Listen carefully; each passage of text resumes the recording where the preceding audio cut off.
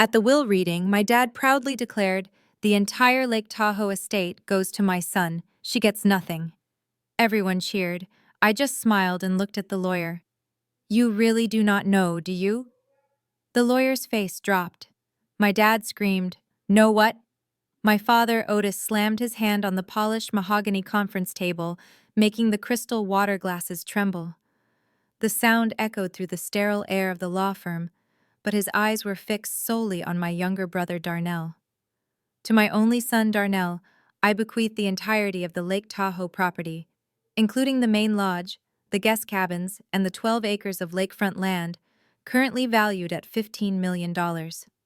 Darnell let out a loud whoop, fist bumping the air like he had just won a video game, while his wife Tiffany squealed, clapping her manicured hands together.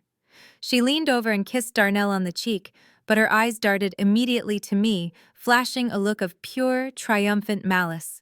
Then my father turned his gaze to me. His expression shifted from pride to a cold dismissal. "As for you, Jasmine, you have your little career in New York. You are independent. You do not need my help, and frankly, you do not deserve the family legacy. You get nothing." The room went silent, but I did not flinch. I did not cry. I did not beg. I simply adjusted the silk cuff of my blouse and took a slow, deliberate sip of my sparkling water.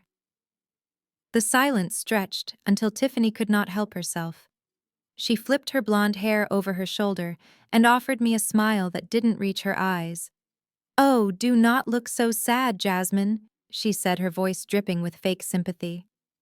"Darnell and I are generous. We will let you visit the lake house in the summers. If you come early, maybe you can even help the staff clean the pool before the real guests arrive." Darnell laughed, a sound that grated on my nerves like sandpaper. "Yeah, sis, you are always good at cleaning up messes, right?" My father nodded in agreement, looking at me with that familiar disappointment he had worn for 30 years. "It is settled then. Sign the papers, Henderson." He gestured imperiously to Mr. Henderson, our family lawyer, who had been sitting at the end of the table sweating profusely in the air-conditioned room. Mr. Henderson did not move. His hands were shaking slightly as he held a fountain pen hovering over the documents. I placed my glass down on the coaster with a soft clink. The sound was quiet, but it seemed to freeze the room. I looked past my father, past the gloating faces of my brother and sister-in-law, and locked eyes with the terrifyingly nervous lawyer. "Mr. Henderson," I said, my voice calm and steady, "you really did not tell him, did you?" My father frowned, confusion wrinkling his forehead. "Tell me what, Jasmine, stop wasting our time." I kept my eyes on the lawyer. "Mr. Henderson, look at me. You let him sit here and humiliate me. You let him give away a $15 million estate to his son. But you forgot to mention one tiny detail to him, didn't you?" Mr. Henderson wiped his forehead with a handkerchief, avoiding my father's gaze. The color drained from Darnell's face as he sensed the shift in the atmosphere. My father stood up, his face turning a dangerous shade of purple. "What is she talking about, Henderson? What is going on?" I leaned back in my leather chair, crossing my legs, and offered them the kind of smile a shark gives before it bites. Mr. Henderson looked at me, then at my father, and whispered, "Sir, I tried to tell you earlier." My father slammed his fist on the table again, screaming at the top of his lungs. "Tell me what?" Before I tell you exactly why my father's $15 million gift was not his to give, let me know where you are watching from in the comments below. Please hit subscribe and like this video if you have ever been underestimated by the very people who were supposed to protect you. My name is Jasmine, and this is how I took back everything without raising my voice. Silence is often mistaken for weakness. My family certainly thought so. They mistook my lack of arguing for submission.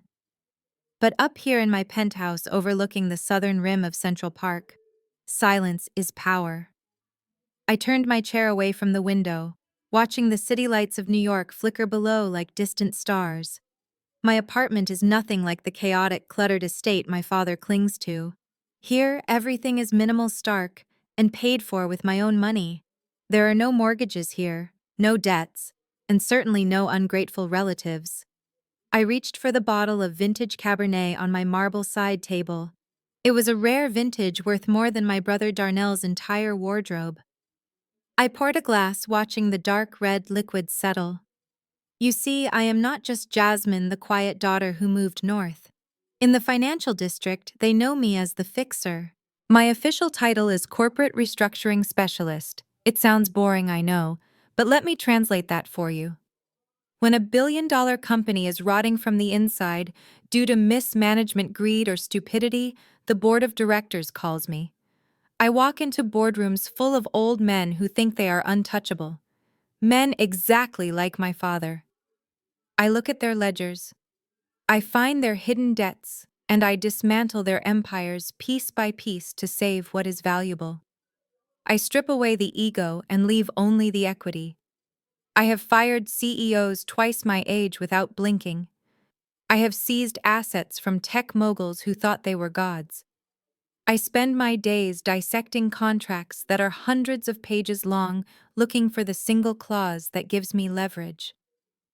I hunt for the fine print. I find the bodies buried in the spreadsheets. So when my father thought he could blindside me with a simple disinheritance, he was bringing a plastic knife to a nuclear war. He sees a daughter, I see a liability. He sees a family meeting, I see a negotiation. And in my world, you never enter a negotiation unless you already know how it ends. I took a sip of the wine, letting the rich oak flavor coat my tongue. It tasted like victory.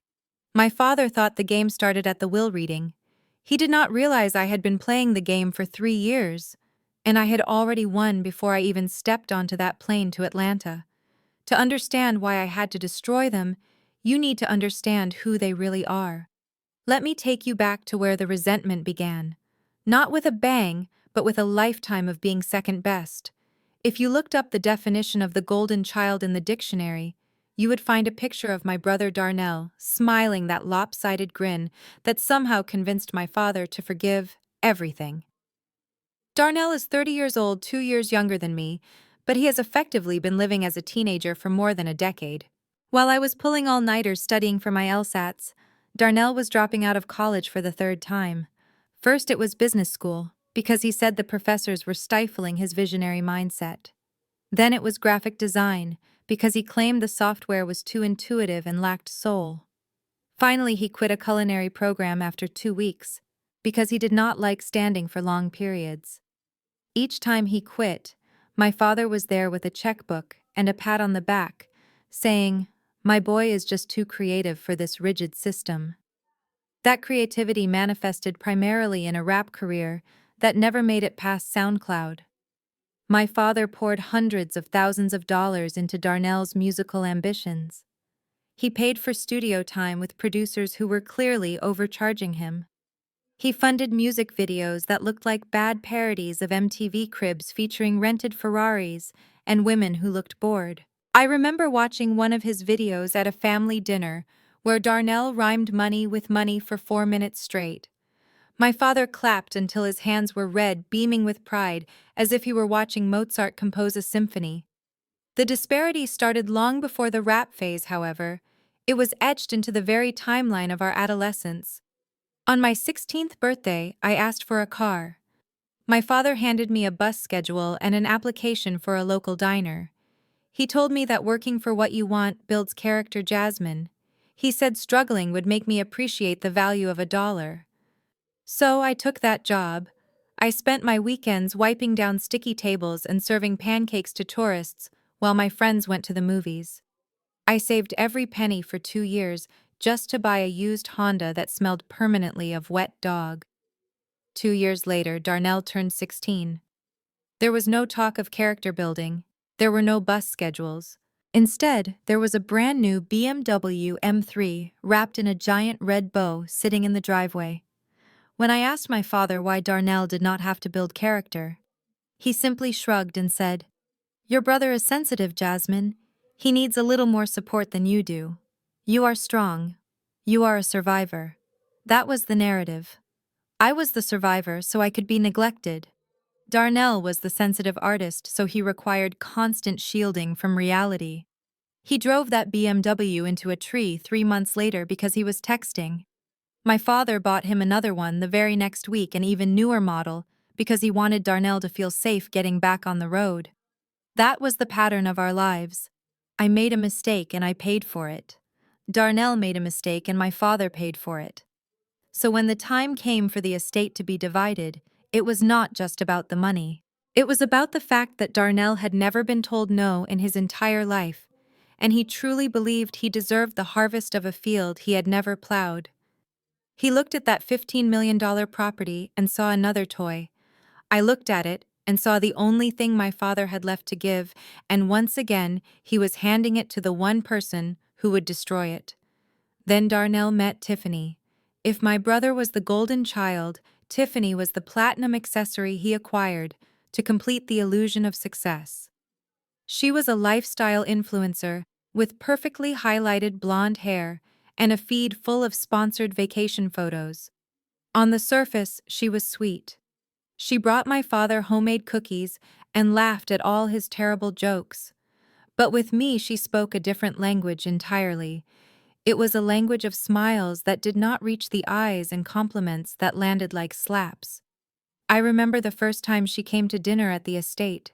She reached out to touch my braids without asking, her fingers lingering a second too long. "Oh, Jasmine," she chirped, her voice high and breathy. "I just love how you wear your hair so natural.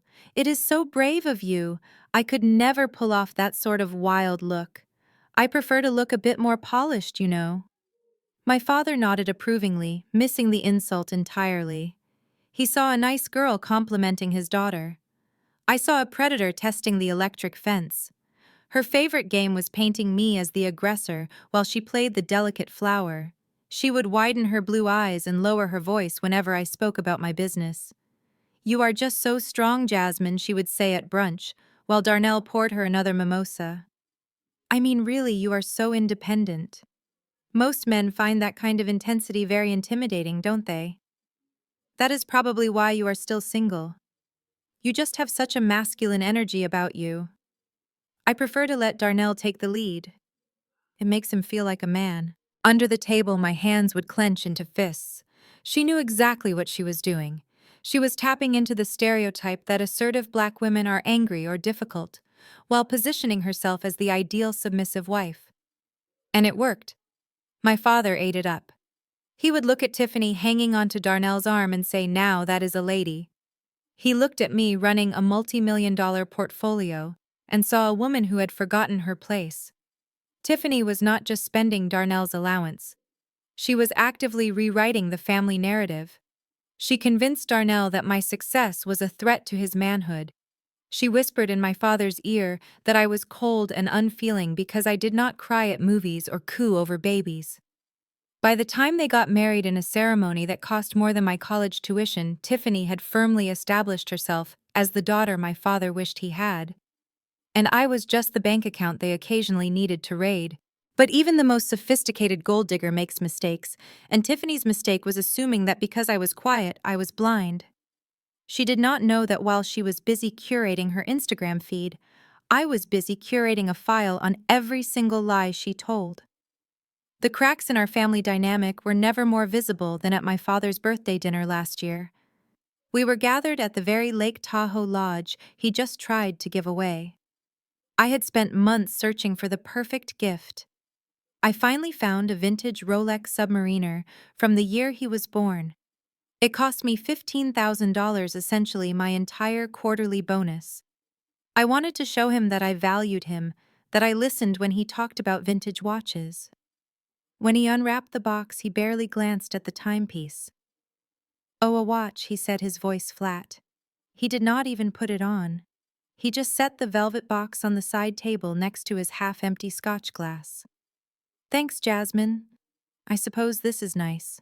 Before I could swallow the lump in my throat, Darnell burst into the room, holding a large canvas covered in chaotic smears of black and red paint.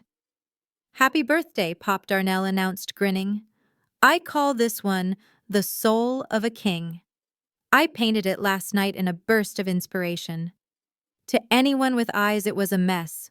It looked like a toddler had a tantrum in a paint store." But my father gasped. He stood up and walked over to the canvas, touching the drying paint with reverence. "Darnell, this is incredible," he whispered. "I can feel the emotion in every brushstroke." He turned to the guests, beaming. "Look at this. My son is a visionary." Then he looked back at me, and the difference in his expression broke my heart. "You see, Jasmine, anyone can write a check. You just threw money at me because it is easy for you. But Darnell gave me a piece of himself. That is what love looks like." Later that night, I found the Rolex still sitting on the side table, forgotten under a pile of used napkins, while Darnell's monstrosity was already hanging above the fireplace. That was the moment I realized that no matter how much I succeeded, I would always be bankrupt in the currency of my father's love. 5 years ago, the only person in that house who actually loved me began to fade away. My mother was diagnosed with stage 4 pancreatic cancer. It was aggressive, and the doctors gave her 6 months. I was 27, living in a shoebox apartment in Brooklyn and working as a junior analyst. I was barely making ends meet. But when my father called me crying, saying the insurance company had denied coverage for an experimental treatment, I did not hesitate. I became their lifeline. My father told me about a specialist in Miami who was performing miracles. He told me about a holistic clinic in Zurich that had a 90% success rate, but he said it required cash up front. Huge amounts of cash. I drained my 401k. I took out personal loans with exorbitant interest rates. I lived on instant noodles and walked 40 blocks to work every day to save subway fare. Every month, I wired them $10,000, sometimes $15,000. I worked until my eyes burned and my hands shook, all because I believed that my money was buying my mother more time. I remember calling home late at night asking to speak to her. My father would lower his voice to a whisper and say, "She is sleeping, Jasmine. The treatment is exhausting her, but the doctors say she is fighting. Darnell is here holding her hand."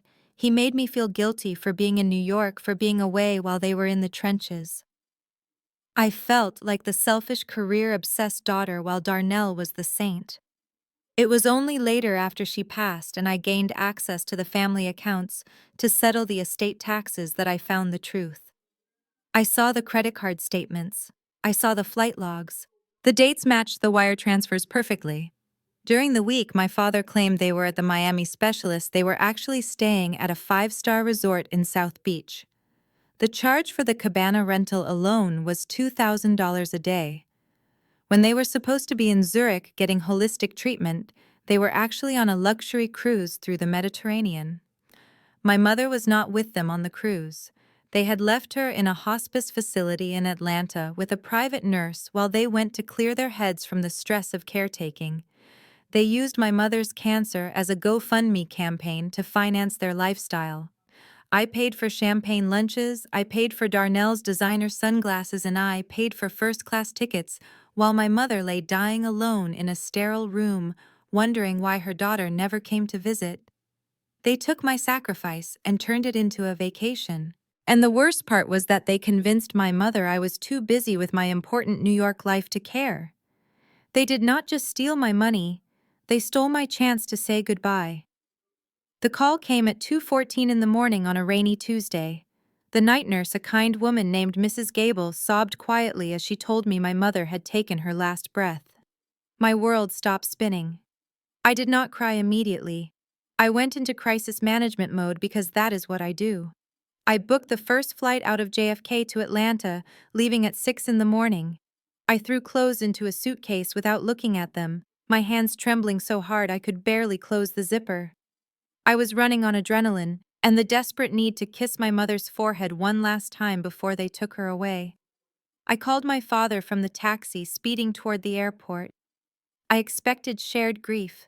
I expected him to tell me to hurry home so we could mourn together. Instead, his voice was ice cold, devoid of any sorrow. "Do not get on that plane, Jasmine," he said. I froze. I told him I was coming to help with the arrangements. I told him I needed to see her. He cut me off with a tone that sounded like he was reprimanding a disobedient employee. "Your mother does not want you here, Jasmine. Her last words were about how much you disappointed her. She died knowing her daughter preferred a paycheck over her own family." Those words hit me harder than a physical blow. I felt the air leave my lungs. He continued, his voice dripping with venom.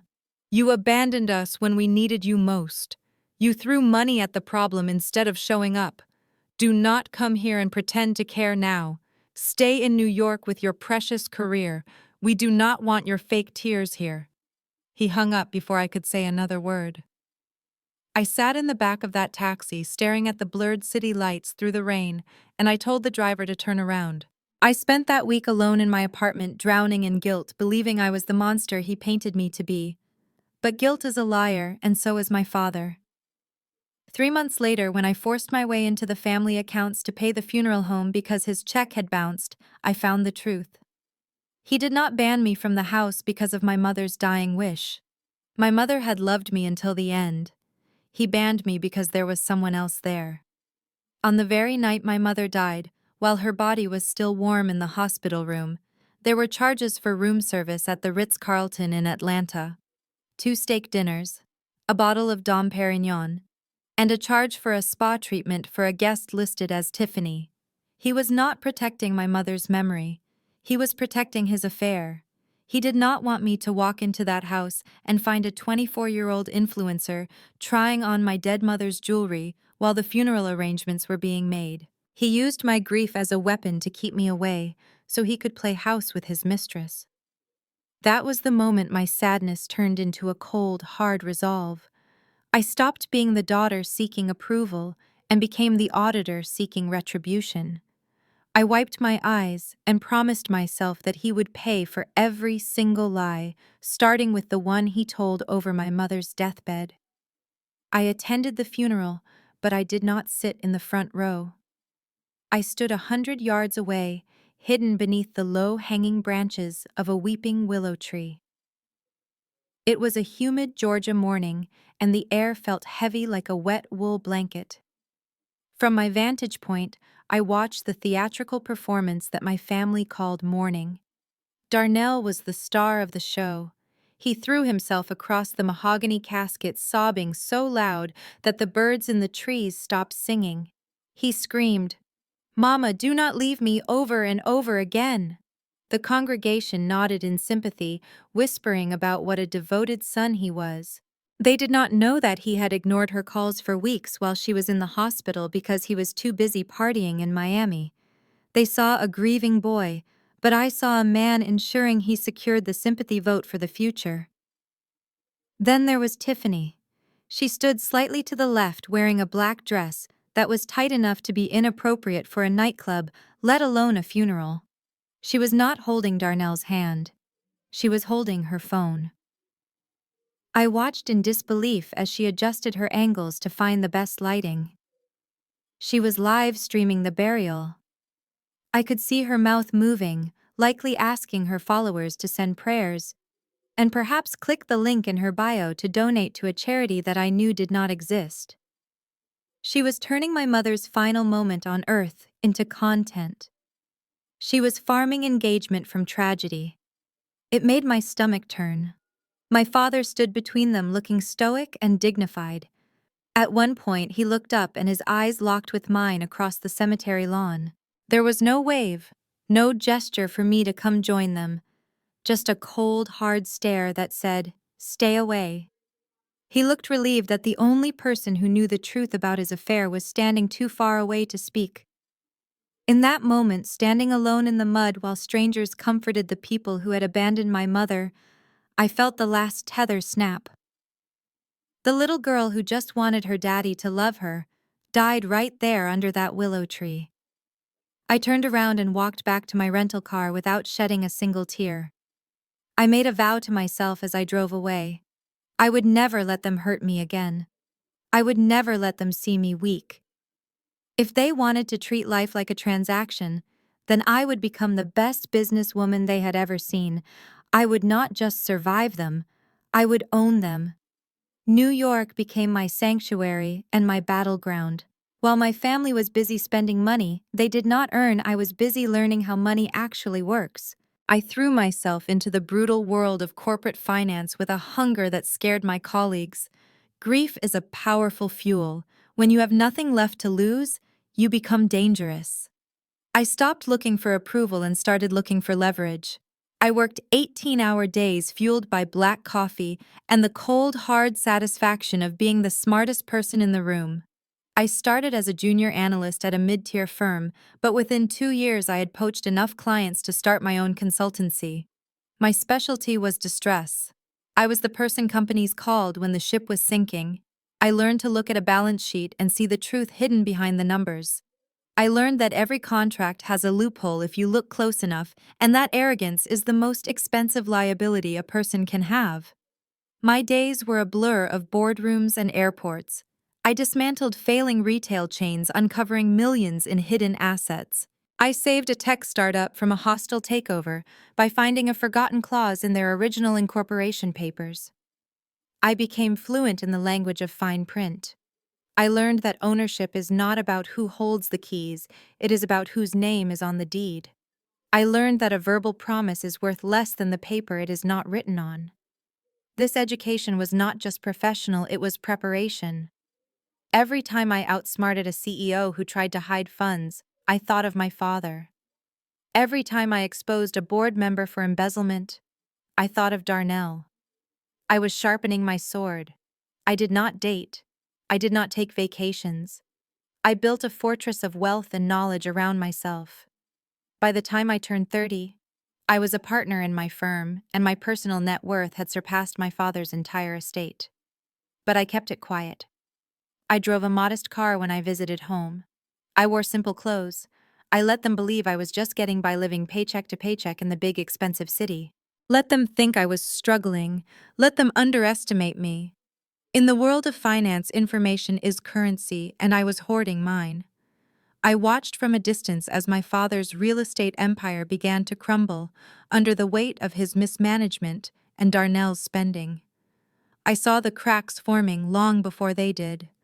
And unlike the scared little girl at the funeral, the woman I had become knew exactly what to do when the walls finally started to fall. I was no longer just watching. I was waiting for the perfect moment to strike. 3 years ago, the inevitable finally happened. The house of cards my father had built on ego and favoritism came crashing down. While I was in New York securing multi-million-dollar mergers, my father was in Atlanta, letting Darnell play venture capitalist with the family fortune. My brother had convinced our father that real estate was a dinosaur game, and that the future of wealth was in cryptocurrency. Specifically, some obscure digital coin that Darnell claimed was going to replace the dollar. My father, who could barely operate his email, listened to his golden child. He did not just invest disposable income, he leveraged everything. He took out massive lines of credit against his commercial buildings, and when the margin calls started coming in, he made the fatal mistake. To cover the losses, he put up the deed to the Lake Tahoe estate as collateral.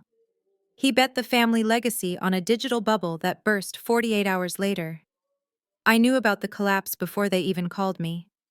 My proprietary software alerts me the moment a lien is filed against any property associated with my last name. On a Tuesday morning, my screen flashed red. A notice of default had been filed in Nevada. The bank was initiating foreclosure proceedings on the lodge. The property that had been in our family for 3 generations was 30 days away from the auction block. I waited for the call. I knew it was coming. It finally came at 2 in the morning. My phone vibrated against the marble nightstand, buzzing like an angry insect in the silence of my penthouse. I saw the name Dad on the screen. He had not called me in 2 years, not since the funeral. I let it ring 4 times, debating whether to let him go to voicemail. When I finally answered, I did not say hello. I just listened. Jasmine, we have a slight administrative situation down here. His voice was tight, breathless, as if he had been running. He did not ask how I was. He did not apologize for the silence. He went straight into the spin. He told me that the banks were being predatory, that there was a misunderstanding with the loan terms.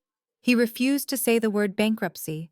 He refused to admit that Darnell had vaporized their liquidity. He painted himself as the victim of a volatile market. Then came the demand. He did not ask for help, he assigned me a task. I need $8 million by Friday to make this go away, Jasmine. I know you have it. You are doing well up there in New York, hoarding your money while your family is under attack. It is time you did your duty." He spoke with the arrogance of a king demanding taxes from a peasant. He truly believed that my success was simply an extension of his own, waiting to be harvested whenever his son made a mistake. I sat up in bed, switching on the lamp. The light was harsh against my eyes, but it cleared my head instantly. He wanted $8 million to cover a gambling debt. He wanted me to save the very estate he had banned me from visiting. He wanted the daughter he called selfish to bail out the son he called a genius. For a moment I felt the old anger rising, the hurt of being used. But then my training kicked in. I stopped being the hurt daughter and became the corporate restructure specialist. I realized in that moment that he was not asking for a favor. He was handing me the weapon I had been waiting for. I took a deep breath and my voice was steady when I finally spoke. "I am listening," I said. "But things are going to be different this time." Jasmine. I do not have time for small talk. That was how my father broke 2 years of silence. No hello, no happy birthday, no condolences for the missed holidays. Just a demand barked into the receiver like I was a subordinate who had missed a deadline. I sat up in my bed, pulling the silk sheets around me, and pressed the phone tighter to my ear. "I am listening," I said calmly. My voice did not shake. My heart did not race. I was entering a business meeting, not a family reunion. He cleared his throat. "I need a transfer. A bridge loan, really. Just until the market corrects itself. Darnell and I have some assets tied up in a digital venture and the bank is being difficult about the liquidity. I need $8 million wired to the family trust account by Friday morning." I almost laughed. The number hung in the air between us. $8 million. He said it with the same casual tone one might use to ask for a cup of sugar. He was asking for a sum that most people do not see in a lifetime, and he was asking for it without a single please or thank you. 8 million, I repeated slowly, letting the weight of the request settle. And what exactly happens if I do not send it?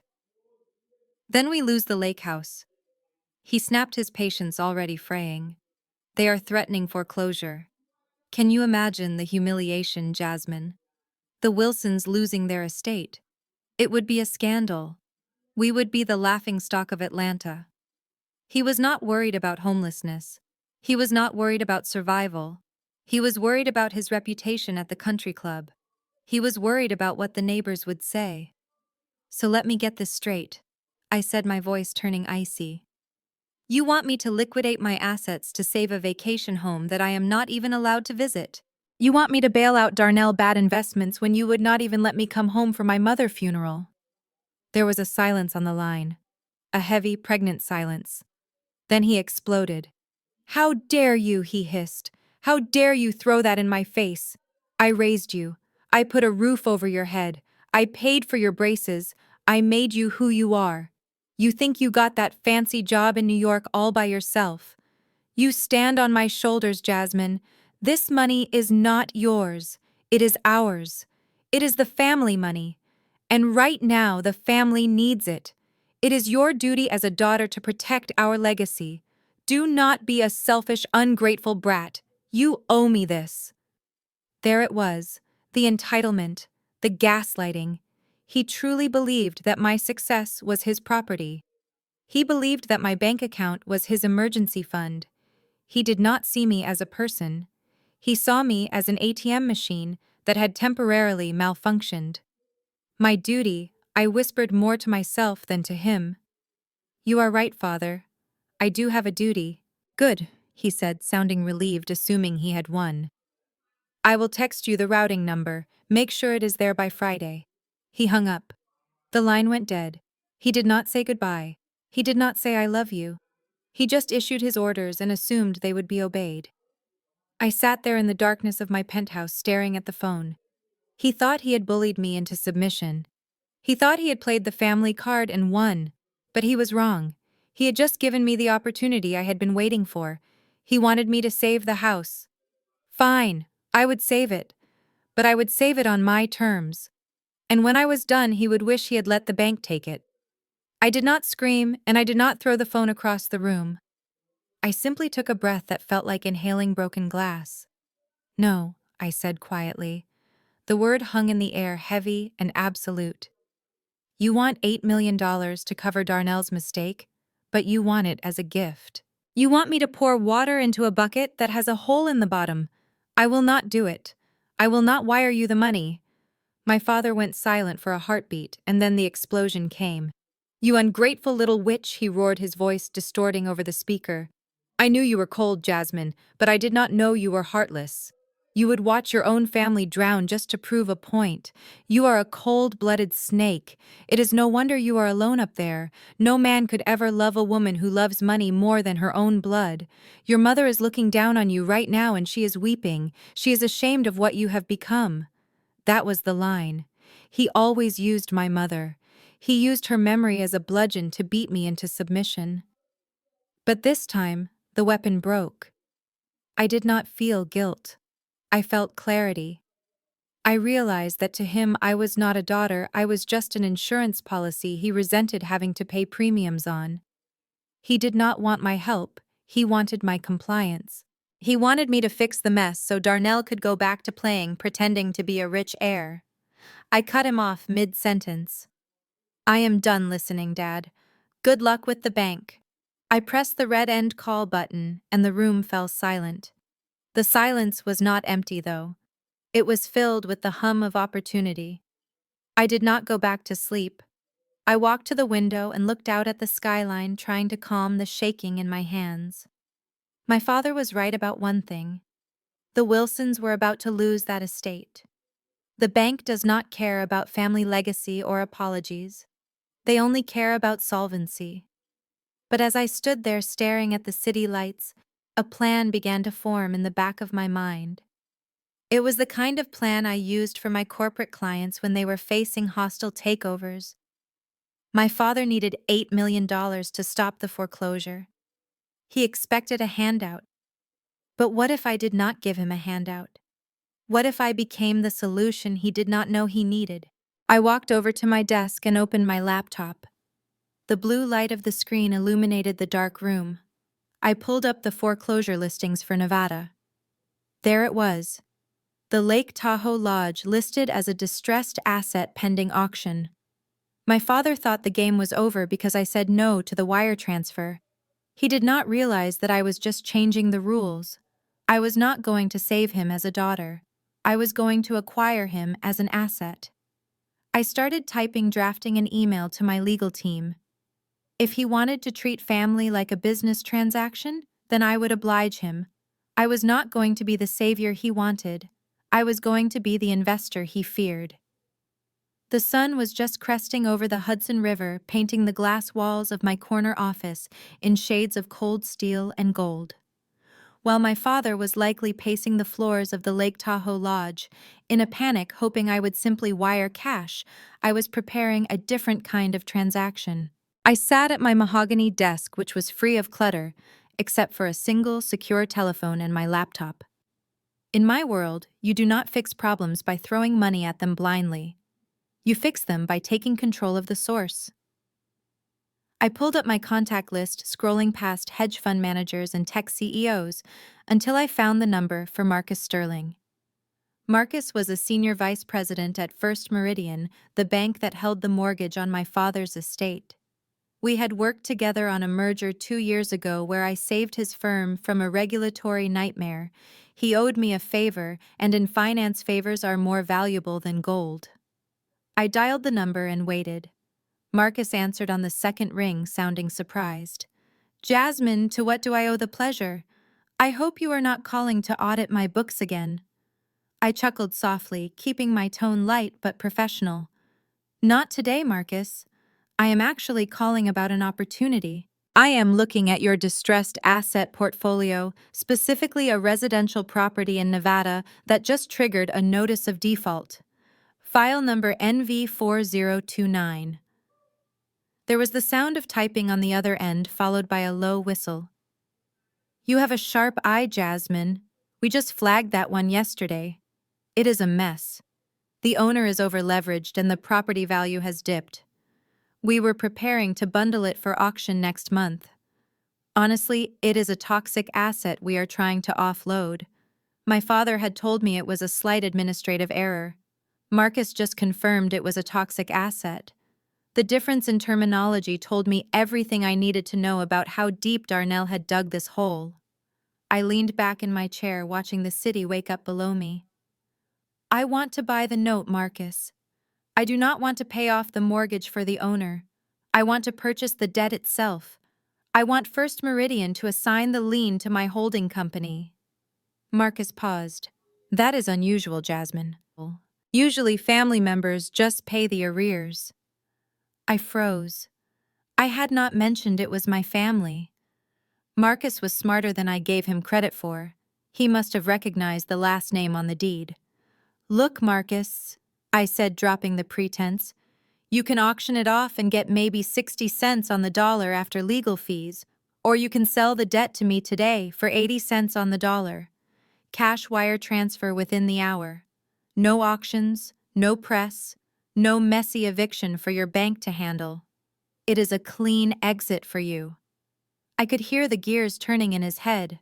For the bank, this was a dream scenario. They would get a lump sum of cash instantly and wash their hands of a bad loan. For me, it meant I would step into the shoes of the bank. I would become the lender. I would hold the power to foreclose or forgive. I held my breath, waiting for his answer. Done, Marcus said finally. I will have legal draw up the assignment of mortgage. Who should we list as the assignee? I smiled at my reflection in the glass. Put it under Onyx Holdings LLC, I said. Let us keep this strictly professional. The paperwork took less than an hour to finalize. In the world of high finance, speed is a weapon, and I wielded it with surgical precision. I instructed my legal team to file the incorporation papers for a new limited liability company registered in Delaware, where corporate anonymity is practically a religion. I stared at the blank field on the registration form, where it asked for the company name. I did not choose something generic like Wilson Capital or JW Investments. I wanted a name that carried a ghost. I typed in Onyx Holdings. It was not a random choice. Onyx was the name of the scrawny black stray cat my mother had adopted years ago when I was a teenager. My father hated that cat. He used to kick at it whenever he walked onto the porch, calling it a useless parasite that just ate his food and offered nothing in return. He told my mother to get rid of it a dozen times, but she refused, saying that every living thing deserves a home. In a way, that cat was just like me. Unwanted. Black sheep. Tolerated only because of my mother. Naming the company that would own his fate after the creature he despised felt like a poetic justice that only I would understand. Once the LLC was active, I initiated the wire transfer. Purchasing a distressed debt is not like buying groceries, it is a negotiation of risk. Because the bank was desperate to offload the toxic asset before their quarterly review, Marcus agreed to sell me the $8 million note for 80 cents on the dollar. That meant I paid $6.4 million cash to acquire the full legal rights to the debt. In the blink of an eye, I had instantly made $1.6 million in equity, but the profit was irrelevant. The control was everything. I watched the progress bar on my laptop screen as the funds moved from my private trust to First Meridian Bank. It was the largest single transaction of my life. My hands were steady, but my heart was pounding against my ribs. With that single click, the power dynamic of the Wilson family shifted entirely. My father was no longer indebted to a faceless institutional bank that just wanted its money back. He was indebted to Onyx Holdings. He was indebted to the memory of the cat he kicked. He was indebted to the daughter he discarded. When the confirmation email arrived stating that the assignment of mortgage was recorded, I felt a cold sense of calm wash over me. Legally speaking, I was now the landlord. My father, Darnell, and Tiffany were technically squatters living in my property. I could have evicted them that very afternoon. I could have sent the sheriff to throw their designer luggage onto the driveway. But that would have been too easy. It would have been too quick. Revenge is a dish best served cold, and I wanted them to feel safe. I wanted them to think they had gotten away with it. I wanted them to renovate my house improve my asset, and build their dreams on a foundation that I could pull out from under them at any second. I closed my laptop and poured myself another glass of wine. The trap was set, and now all I had to do was wait for them to walk right into it. The courier arrived at my office the next morning with a thick envelope sealed with the red wax of the bank's legal department. Inside lay the assignment of mortgage. The document was heavy printed on bonded paper that felt like money and power. I ran my fingers over the raised seal. It was done. First Meridian Bank was out. Onyx Holdings was in. I was no longer just Jasmine Wilson, the ignored daughter living in New York. I was now the primary lien holder of the Lake Tahoe estate. I was my father's landlord, his creditor, and if I chose to be his executioner. I instructed my legal team to proceed with the standard foreclosure protocol, but with a very specific twist. We filed the notice of default against the property immediately. This is the legal equivalent of firing a warning shot across the bow of a sinking ship. It informs the owner that the lender is preparing to seize the asset. However, I gave my lawyers strict instructions to obscure my identity. All correspondence was to be routed through a blind P.O. box in Wilmington, Delaware. The contact number led to an automated legal service. To the outside world, Onyx Holdings was just another faceless investment firm that gobbled up distressed assets. This anonymity was crucial. If my father knew I had bought the debt, he would have switched tactics immediately. He would have played the victim, tried to guilt me, or worse, claimed that I bought it as a gift for the family. He would have turned it into an emotional soap opera. But my father is terrified of faceless institutions. He respects corporations because he cannot bully them. He cannot gaslight an LLC. He cannot tell a holding company that it is being ungrateful. By becoming Onyx Holdings, I stripped him of his only weapon, which was his ability to manipulate me. I imagined the moment the process server walked up the driveway of the lodge. I pictured my father signing for the certified letter, his hands shaking as he saw the new creditor name. "Who is Onyx Holdings?" he would ask Darnell. They would panic. They would scramble. They would realize that their friendly banker Marcus was gone and had been replaced by a silent entity that demanded compliance. I could have evicted them right then. Legally, I had every right to change the locks and put their belongings on the curb. But that was not the plan. Eviction is a short-term punishment. I wanted total subjugation. I wanted them to live in that house knowing they were guests. So I had my lawyers draft a forbearance agreement. It was a document that graciously allowed them to remain in the property as tenants provided they maintained the asset and paid a nominal fee. It looked like a lifeline from a benevolent corporation. In reality, it was a cage. By signing it, they would acknowledge that they no longer owned the home. They would be signing away their rights without even realizing it. I signed the offer on behalf of Onyx Holdings and sent it off. I sat back in my chair watching the sun reflect off the Hudson River and waited for the spider to catch the fly. The heavy oak door to Mr. Henderson's office creaked open, signaling my arrival before I even stepped onto the plush Persian rug. Henderson, a man who had served my father's whims for 30 years, looked up from his mahogany desk with a mixture of irritation and surprise. He adjusted his wire-rimmed glasses, clearly not expecting the outcast daughter to walk in with such purpose. I didn't wait for an invitation. I pulled the leather chair opposite him and sat down, placing a single thin manila folder on the desk between us. "Mr. Henderson, we have a situation that requires your immediate and discreet attention," I stated, my voice devoid of the trembling fear I used to feel in this room. He chuckled, a dry, condescending sound. "Jasmine, if this is about your father's decision to exclude you from the upcoming gala, I am afraid my hands are tied. He is the head of the household." I leaned forward, tapping a finger on the folder. "That is where you are wrong. As of 9 o'clock this morning, the bank approved the transfer. I purchased the outstanding mortgage on the estate. The house, the grounds, and everything my father believes he owns now belongs to a holding company." "And you know who owns that company?" Henderson's face went from smug to ashen in seconds. He snatched the folder, flipping through the documents with frantic fingers.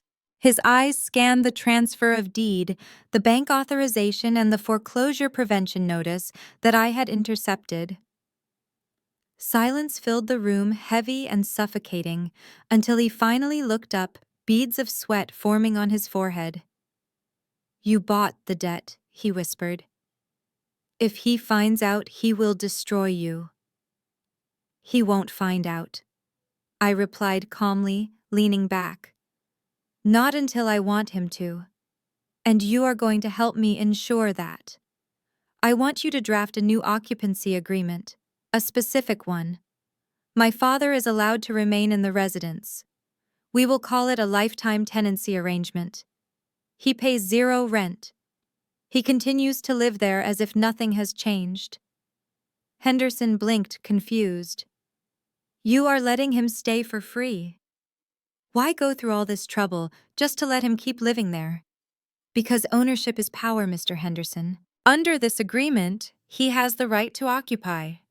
But he has no right to sell, no right to leverage the property for loans, and absolutely no right to transfer it to anyone else, including my sister. The moment he signs this thinking, he is securing his legacy. He is actually signing away his authority. He becomes a guest in his own home, dependent entirely on my goodwill. And if I refuse to draft this deception," Henderson challenged, though his voice lacked conviction, "then I will be forced to submit the evidence I have regarding the mismanagement of my grandmother's trust fund to the State Bar Association. I know you helped him dip into it years ago. The choice is yours. You can be the lawyer who facilitated a generous housing agreement for an aging client, or you can be the disbarred attorney facing a fraud investigation." Henderson slumped in his chair, defeated. He pulled a fresh legal pad toward him, his hand shaking slightly as he picked up his pen. "I want the draft ready by tomorrow morning," I said, standing up and smoothing my skirt. "Make it look standard. Make it look like a victory for him. I want him to believe he won security when in reality, he just lost his kingdom." The heavy velvet curtains in the study were drawn tight, sealing the room in a gloom that matched my father's mood. He had spent the last 48 hours pacing the floorboards, creating a worn path in the expensive Persian rug, waiting for the axe to fall. When Henderson finally entered, the air in the room was stale with the scent of old brandy and fear. My father didn't speak. He just stared, his eyes bloodshot and wide, bracing for the eviction notice that we both knew was due. Henderson, looking paler than usual, placed the documents on the desk with a trembling hand. "It is resolved, sir," the lawyer said, his voice tight. "A solution has presented itself at the 11th hour." My father squinted, suspicious, his hand hovering over a crystal glass. "What solution?" "Another loan. I told you I cannot stomach any more interest rates." "No loans," Henderson said, reciting the lie I had forced down his throat. "A private equity group, the Onyx Investment Fund. They specialize in heritage properties. They have acquired the mortgage from the bank entirely." My father froze, the glass halfway to his lips. And they recognize the value of your stewardship. They are granting a lifetime tenancy. You remain in the home. You pay nothing. You simply maintain the estate as you always have." For a moment, there was absolute silence. Then a low chuckle bubbled up from my father's chest, transforming into a loud, boisterous laugh that echoed off the mahogany walls. He slapped the desk, the sound like a gunshot. I knew it, he shouted, his face flushing with triumph. I knew my name still carried weight. "Onyx Fund, smart bastards. They know they can't replace me. They know this house falls apart without a Henderson at the helm." He didn't ask to see the deed. He didn't ask who was behind Onyx. His ego filled the gaps in the logic. He signed the papers with a flourish, his signature large and arrogant, completely unaware he was signing a lease, not a victory. "Get me the phone," he barked, pouring himself a celebratory drink. "I need to make a call." I was sitting in my office when my phone buzzed. I answered on the first ring. "Hello, Father. I hope you are sitting down." Jasmine. His voice boomed, dripping with malicious glee. I have just closed the deal of the century. While you were busy hoarding your pennies and refusing to help your own flesh and blood, I secured backing from a major investment firm. They recognized my legacy immediately. I leaned back in my chair, staring at the Onyx Investment Fund seal on my laptop screen. Is that so? It is, he sneered. They realize that betting on me is a sure thing. Unlike you. You said it was a bad investment. You said I was drowning. Well, look at me now. I am still the king of this castle, and I didn't need a single dime from you. You are useless to me, Jasmine. Completely useless. I bet you were hoping I'd lose it all so you could swoop in and gloat. Well, the joke is on you. You are nothing but a disappointment with a small mind and a smaller heart. Don't bother showing your face around here anytime soon. Winners only at the estate. I understand, Father. I said, my voice steady, betraying nothing. I am glad you feel secure. Secure, I am invincible, he shouted before slamming the phone down. The line went dead. I placed my phone on the desk right next to the transfer confirmation. He was right about one thing. The house was secure. It was safe in my hands. He was celebrating his victory, completely blind to the fact that he was now living in my house, sleeping under my roof, and existing solely at my mercy. The eviction notice was gone, but the trap was successfully set. The line went dead, leaving a humming silence in the room that felt heavier than the shouting had. I did not hang up immediately. I held the phone to my ear for a few seconds longer, savoring the disconnection, listening to the void where his arrogance had just been screaming. He was celebrating a victory that was actually a noose, and he had tightened it around his own neck with every boastful word. Slowly, deliberately, I lowered the phone and placed it face down on the desk, severing the link to the manor house on the hill. My gaze dropped to the document resting under my hand. The deed of trust. The paper was heavy, expensive, the kind of stationery that announced authority before a single word was read. At the top, in bold, uncompromising black letters, was the name of the new owner, Onyx Investment Fund. Below that, the property description detailed the estate where I had grown up, the gardens I was forbidden to play, in the study where I was told I wasn't good enough. It was all there, quantified in acreage and square footage, stripped of its sentimental mythology and reduced to a cold, hard asset. And I owned it. A smile touched my lips, not a smile of joy, but a sharp, cutting expression of absolute control. He had called me useless. He had called me a disappointment. He believed he had outmaneuvered the bank and the world, securing his legacy through his own sheer force of will. He had no idea that the winners he claimed were the only ones welcome at the estate were actually just me. I ran my thumb over the signature line. His signature was there on the lease agreement Henderson had faxed over, scrawled with that familiar aggressive slant. He had signed away his birthright, thinking he was signing a treaty. I stood up and walked to the window, looking out over the city skyline. The lights were beginning to flicker on as dusk settled, a million little lives playing out in the distance. My father was likely pouring another drink right now, perhaps calling his golden child, my sister, to tell her the good news. He would tell her the inheritance was safe. He would tell her that the estate would one day be hers, unaware that he was promising her a castle made of sand. That was the beauty of the arrangement. I didn't need to evict him to defeat him. I just needed to let him live in the delusion.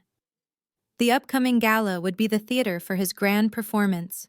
He would strut through the ballroom, greeting guests as the lord of the manor, bragging about his financial acumen, completely oblivious to the fact that he was hosting a party in my house. He would look at me with disdain if I dared to show up, thinking he held the power to cast me out. The irony was intoxicating. I turned back to the desk, picked up the deed, and walked over to the wall safe hidden behind a generic landscape painting. I punched in the code, the beep of the keypad the only sound in the room. I placed the folder inside, right next to the trust fund records I had recovered months ago. As the heavy steel door clicked shut, sealing the truth away in the dark, my smile widened. He wanted to live there for the rest of his life. I would grant him that wish. But every time he walked through those doors, every time he slept in that bed, he would be doing so because I allowed it. He was no longer the patriarch. He was a tenant. And I was the landlord who could pull the rug out whenever I chose. For now, however, I would let him dance. The fall would be so much harder if he didn't see the edge. The gravel driveway of the Lake Tahoe estate crunched under the tires of a rented Range Rover, signaling the arrival of the prodigal son and his high-maintenance wife. It was 6 months ago, shortly after my father had signed the Onyx deal, believing he was untouchable. Darnell stepped out of the vehicle, adjusting his designer sunglasses, surveying the property, not with the reverence of a son returning home, but with the appraising eye of a vulture circling a dying animal. Tiffany followed her heels, clicking on the stone path, already complaining about the mountain air being too dry for her skin. They hadn't come to visit. The trunk of the SUV was packed with enough luggage to suggest a permanent relocation. They swept into the foyer where my father waited, leaning heavily on his cane, but standing tall in his delusion of grandeur. Darnell didn't waste a second. He dropped his bags on the antique parquet floor and spread his arms wide. "We are here for you, Dad," he announced, his voice dripping with practiced sincerity. "We couldn't bear the thought of you managing this massive estate all alone. Family needs to be together in the twilight years." It was a performance worthy of an award. He didn't mention the failed startup in San Francisco or the eviction notices that had been chasing them across the state. He framed their desperation as sacrifice. My father, blinded by his own ego and the desperate need to feel like the patriarch of a thriving dynasty, ate it up. He clapped Darnell on the back, tears of pride welling in his eyes. "I knew I could count on you, son," he said, his voice trembling with emotion. "The house needs life in it again. It needs the next generation." He gestured for them to make themselves at home, unaware he was inviting parasites into a host body that was no longer his to give. Within an hour, the transformation began. Tiffany declared the guest wing unsuitable and demanded the master suite on the second floor, the one with the balcony overlooking the lake. My father, eager to please the only family that seemed to validate his status, agreed without hesitation. I watched the credit card alerts from the household account start to ping on my phone remotely. Grocery orders for premium steaks, cases of vintage wine, and expensive bath products began to pile up. They weren't just living there, they were consuming the place. Darnell took over the study, pushing my father's papers aside to set up his gaming console on the executive desk. He spoke loudly about managing the estate, about taking the burden off the old man's shoulders, but his definition of management seemed to involve drinking the brandy I had inventoried and sleeping until noon.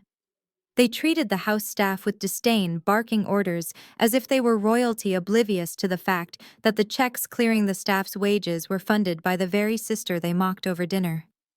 I let it happen. I authorized the expenses. I watched through the digital paper trail as they settled in, getting comfortable, getting arrogant. They believed they had secured their future. They believed they were waiting out the clock until the old man passed, and the deed transferred to them. Every expensive dinner they ate, every bottle of wine they uncorked, only deepened the hole they were digging. They were squatting in a house owned by a shell company, playing house in a property where their lease could be terminated on a whim. The more comfortable they got, the more satisfying the eviction would be.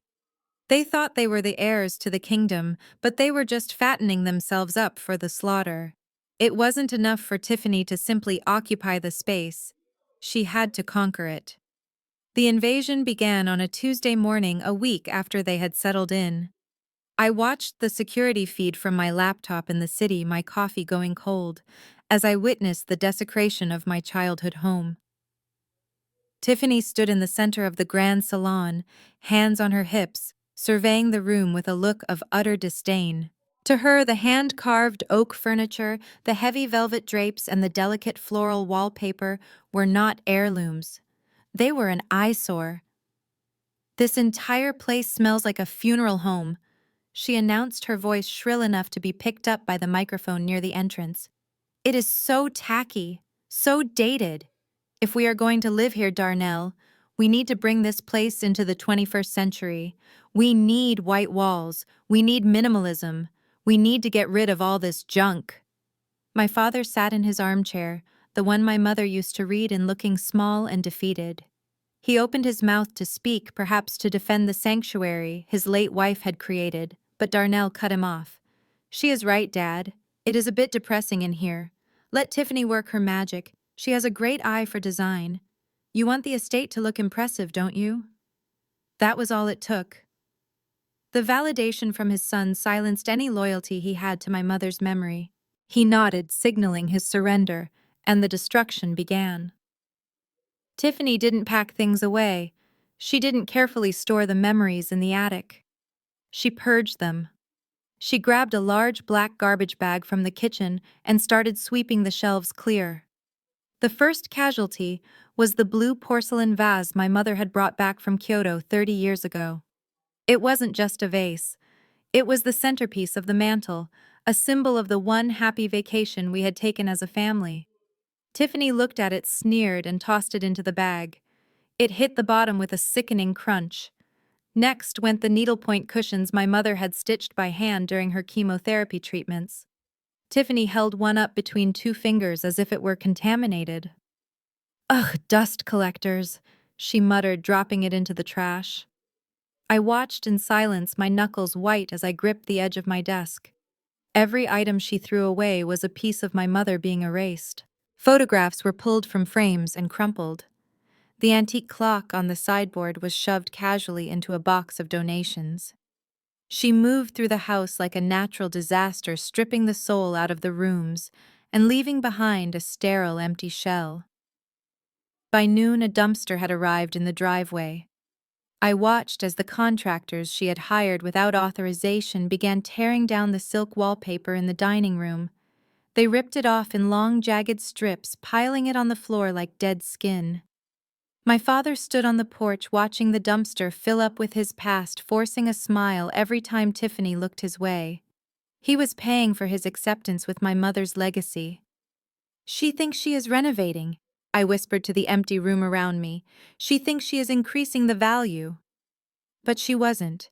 She was engaging in the destruction of property. Property that did not belong to her husband or her father-in-law.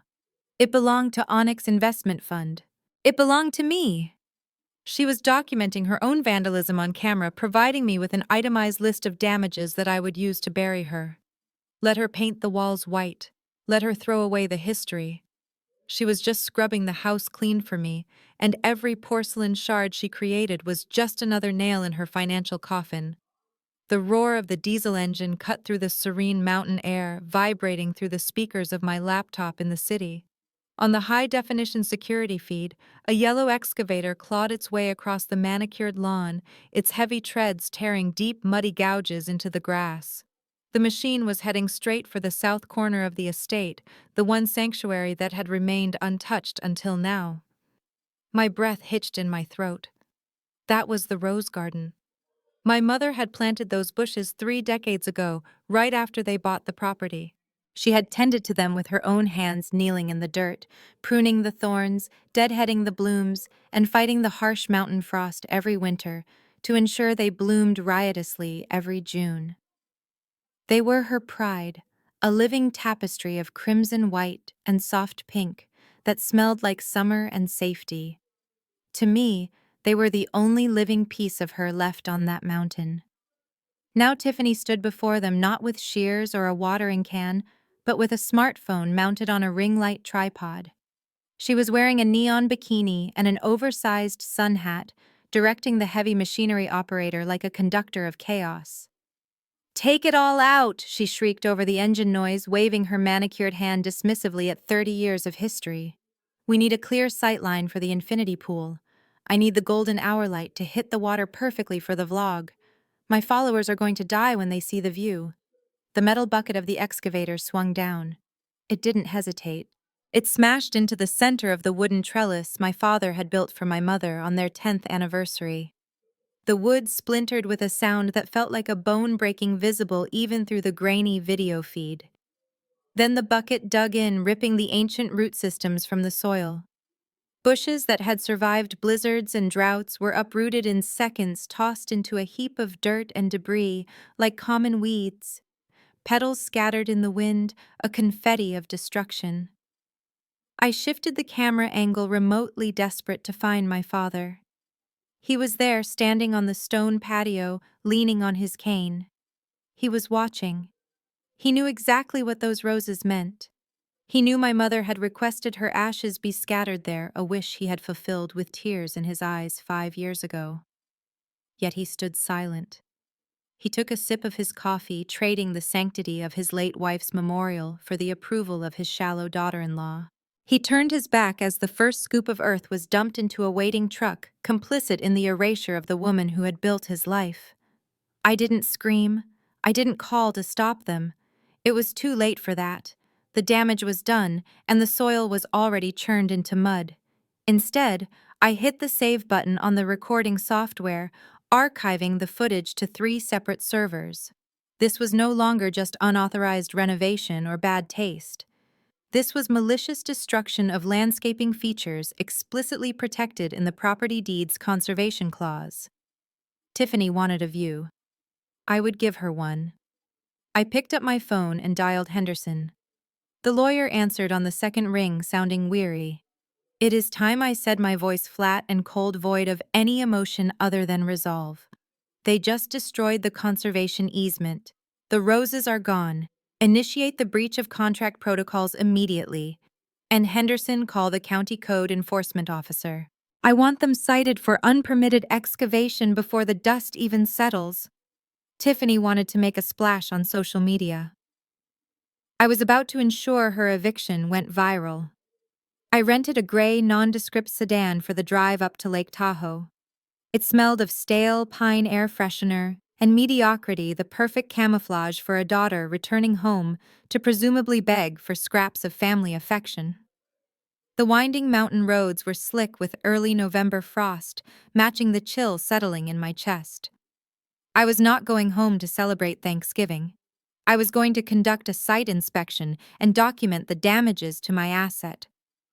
The heater rattled as I rounded the final bend, revealing the estate gates looming in the distance. They had changed the entrance.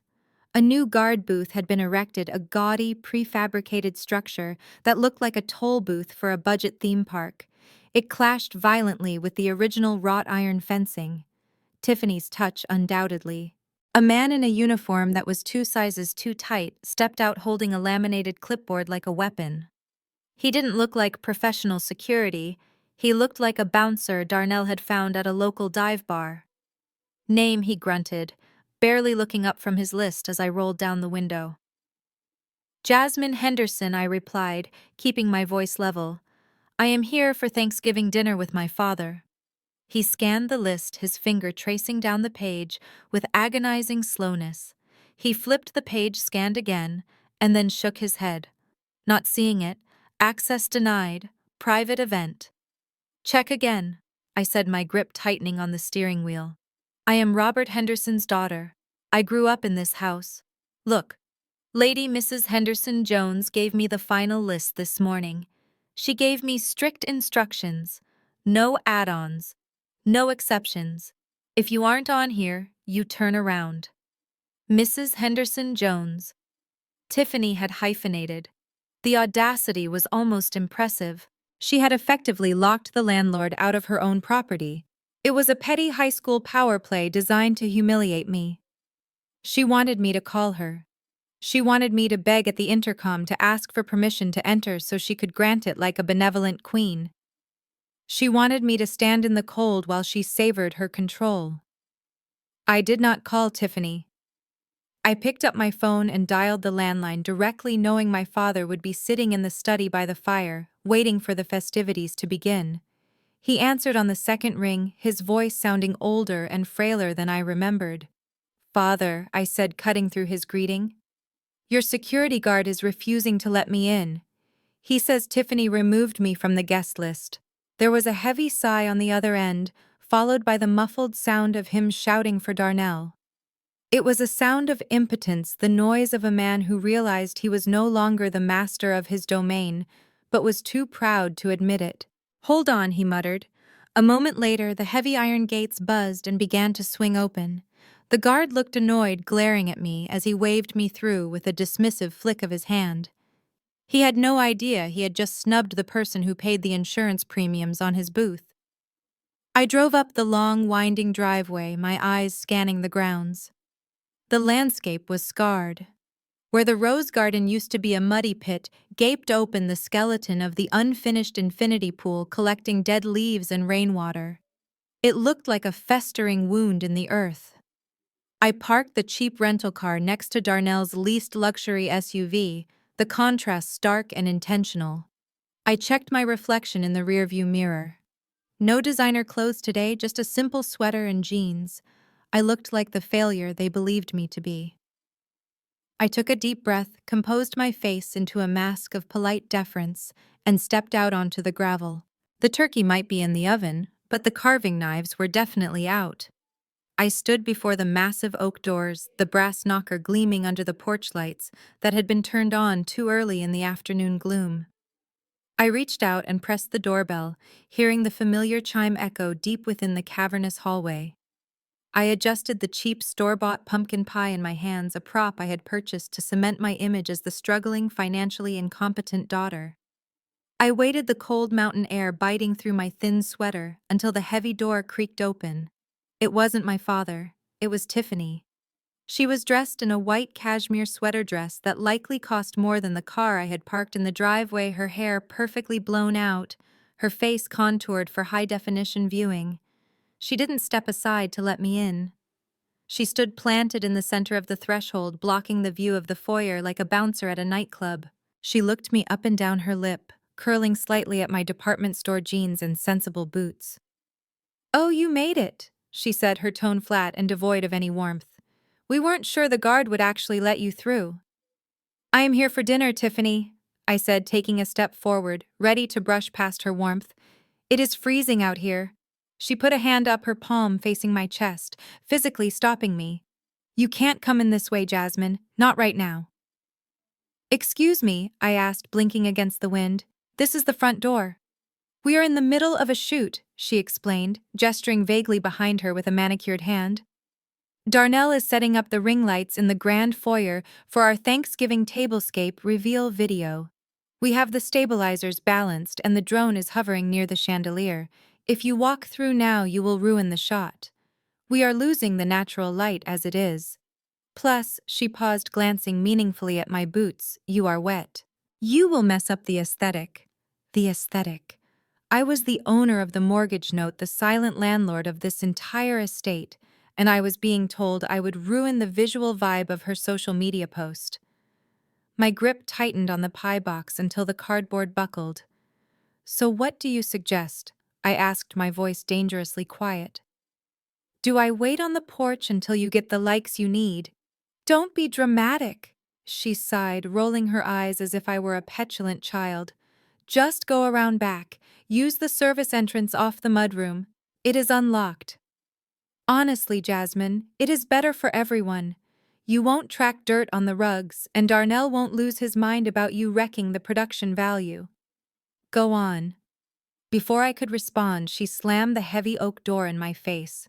The sound reverberated through the wood, a definitive rejection. I stood there for a moment, staring at the grain of the timber, listening to the muffled sound of her shouting instructions to my brother inside. She had just banished the owner of the house to the servants' entrance. I turned and walked down the steps, trudging through the slush and mud along the side of the house. The path was overgrown, the flagstones slippery with neglect. I rounded the corner, passing the muddy grave of my mother's rose garden, and approached the back door. It was the door the caterers used, the door the cleaners used. I pushed it open and stepped into the heat and chaos of the kitchen. The air smelled of burning sage and stress. Dirty pans were piled high in the sink, covering the expensive copper fixtures I had saved from foreclosure. This was the reality behind Tiffany's curated perfection. I wiped my boots on the mat, feeling the humiliation burn in my chest. I had entered my own kingdom through the back door, treated like a scullery maid by a woman who was living on borrowed time and my charity.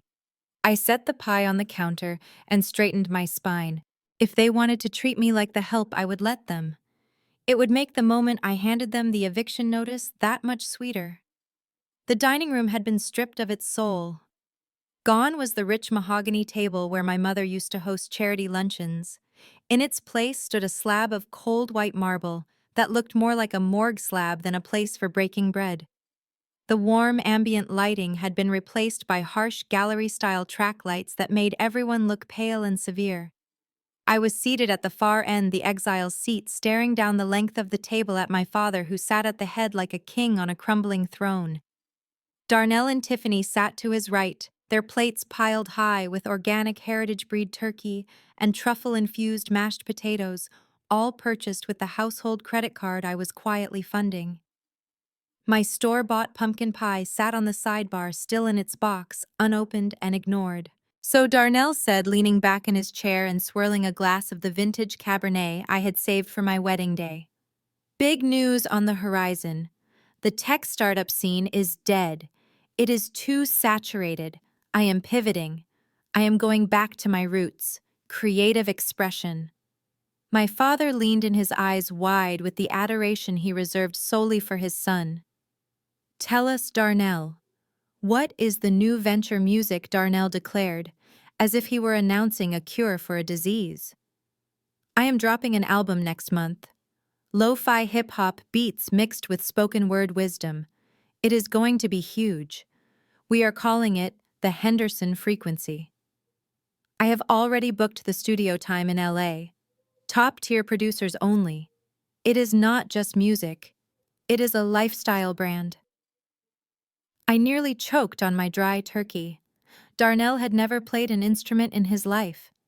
His last musical endeavor was a failed attempt to learn the guitar in high school, which ended when he smashed the instrument because his fingers hurt.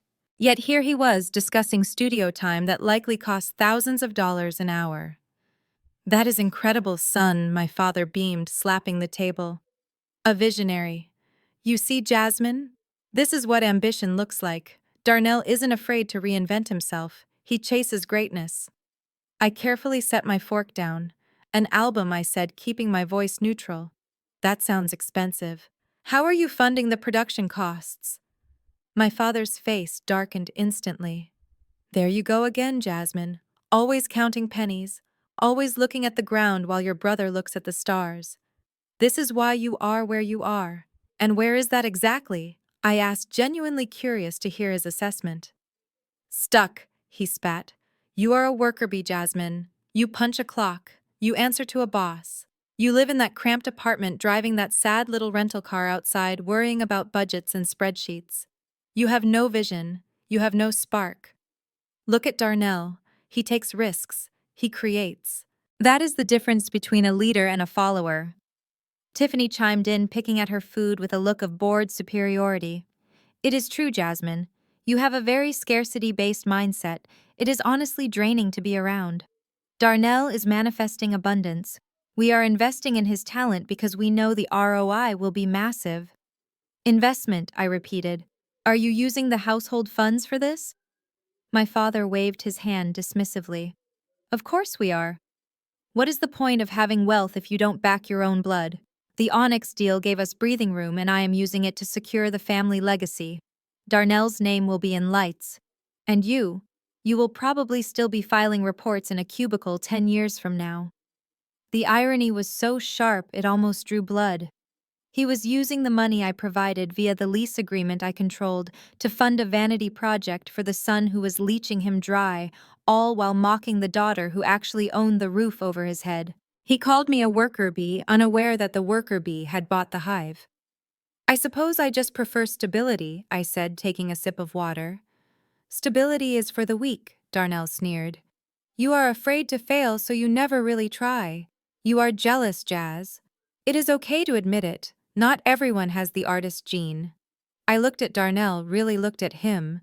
He was soft-spoiled and utterly delusional. He wasn't an artist. He was a black hole of capital.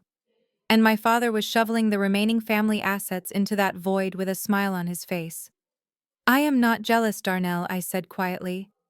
I am patient. My father scoffed. Patient. You are stagnant. But don't worry, When Darnell's album goes platinum, maybe he will let you manage his fan mail. At least then you will be close to success even if you can't achieve it yourself. They all laughed.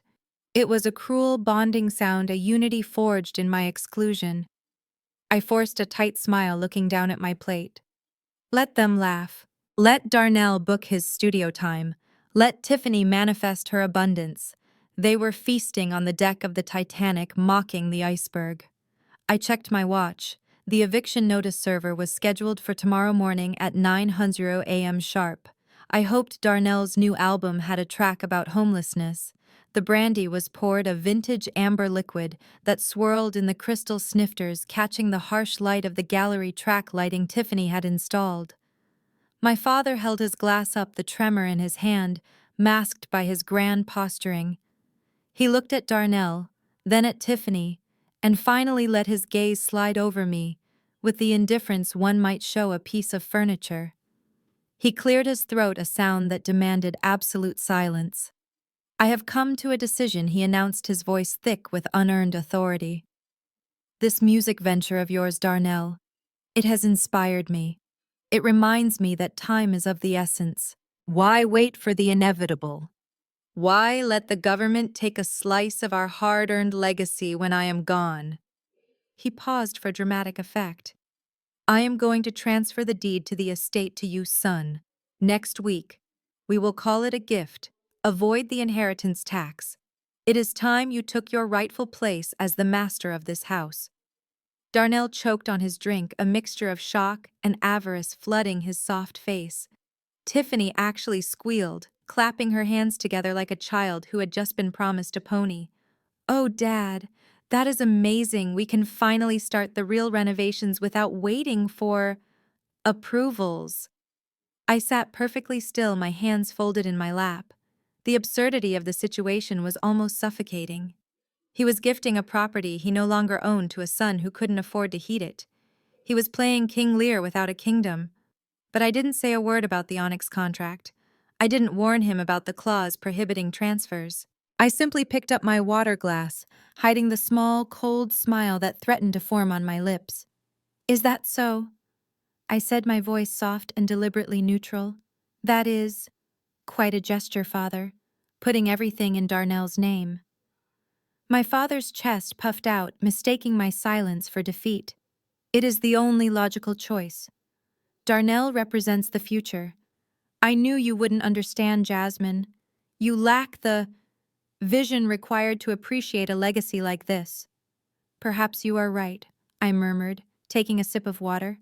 I suppose I am just focused on the reality of things. Exactly, he roared, slamming his hand on the table, delighted that I had seemingly conceded. Reality is for people who can't dream, Jasmine. You worry about your little spreadsheets. Let the men of this family worry about the empire. I lowered my glass. He had just handed me the final nail for his coffin, and he was asking me for the hammer. Well then, I said quietly, I look forward to seeing how it all unfolds. The only embarrassment here is you, he roared, standing up so abruptly his chair screeched against the floor. You are green with envy. You can't stand that your brother is the heir, that he is the one with the talent and the future. You want to spoil this moment with your petty bureaucratic nonsense because you know you are getting nothing. Nothing. He pointed a shaking finger at the door. Get out. I am done with your negativity. I am done with your jealousy. Get out of my house, Jasmine. Don't come back until you can learn to respect your brother's success. I stood up slowly, smoothing the front of my cheap jeans. I didn't argue. I didn't shout back. I simply looked at him, etching this moment into my memory, the arrogance, the cruelty, the absolute delusion. Enjoy your evening, I said softly. I will see myself out. I walked out of the dining room past the stripped walls and the modern art that looked like vomit on canvas. I walked out the back door into the biting cold of the night. I didn't need to fight him. I didn't need to prove him wrong tonight. As I started the engine of my rental car, I checked the time. 12 hours. In 12 hours, the process server would arrive with the eviction notice, and he would find out exactly who had the right to transfer the deed. He had kicked me out of his house for the last time. Tomorrow he would learn it had been my house all along. I did not walk straight to my car. My father's command to leave still echoed in the hallway, but the strategist in me knew the night was not quite over. There was one final piece of the puzzle needed to ensure the eviction notice served the next morning was ironclad, impenetrable, and devastating. I slipped my phone from my pocket, switched it to video mode, and stepped into the shadows of the service corridor that ran parallel to the main living areas. The red recording dot began to pulse on my screen, a silent heartbeat counting down the remaining minutes of their tenure in my home. I moved silently toward the sound of rhythmic thudding coming from the west wing. Through the lens of my camera, I framed the shot. It was Tiffany. She had abandoned the dinner table and was now standing in the hallway leading to the library, wielding a heavy sledgehammer she must have dragged in from the garage.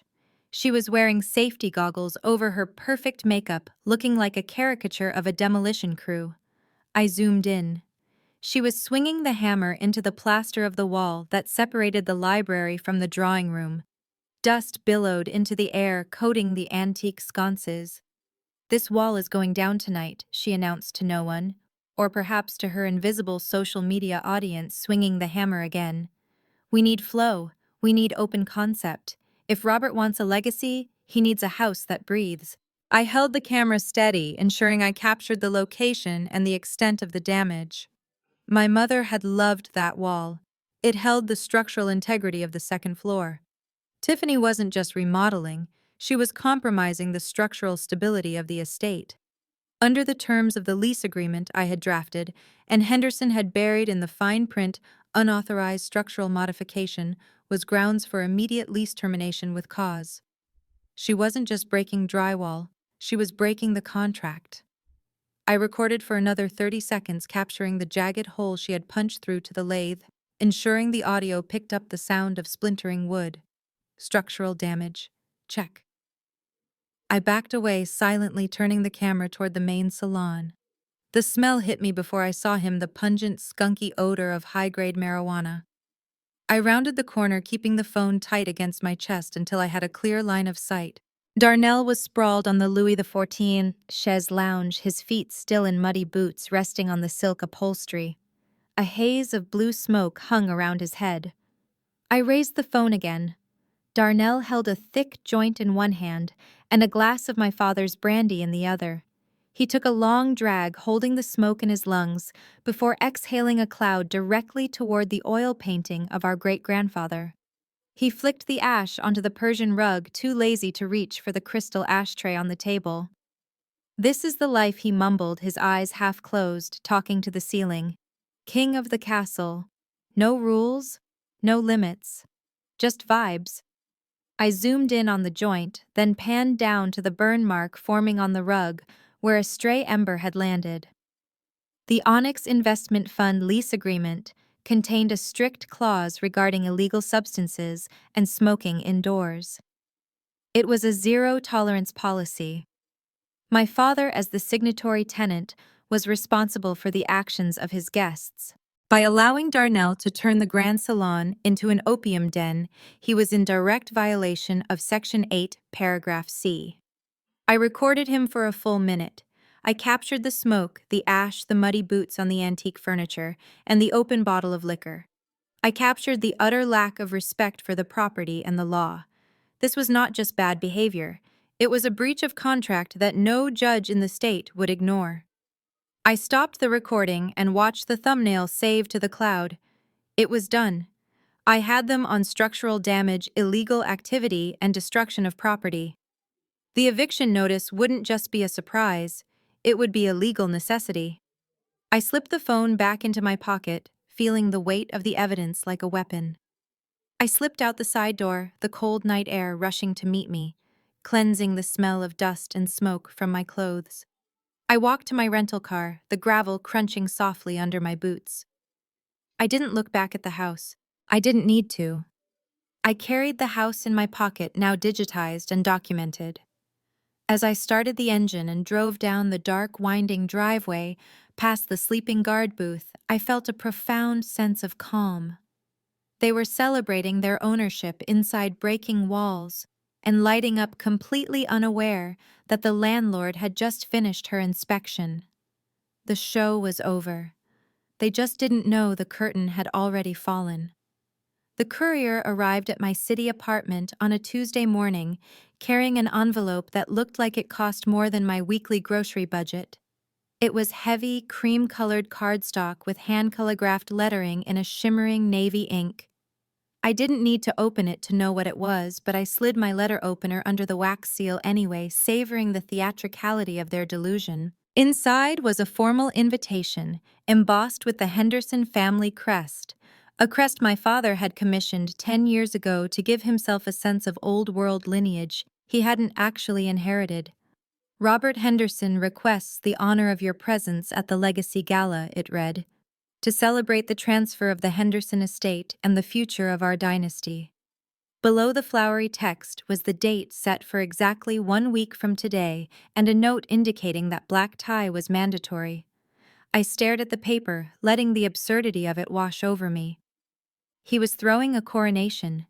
He was actually going to stand in front of the city's elite and attempt to gift a multi-million-dollar property that he was currently renting for $0 a month.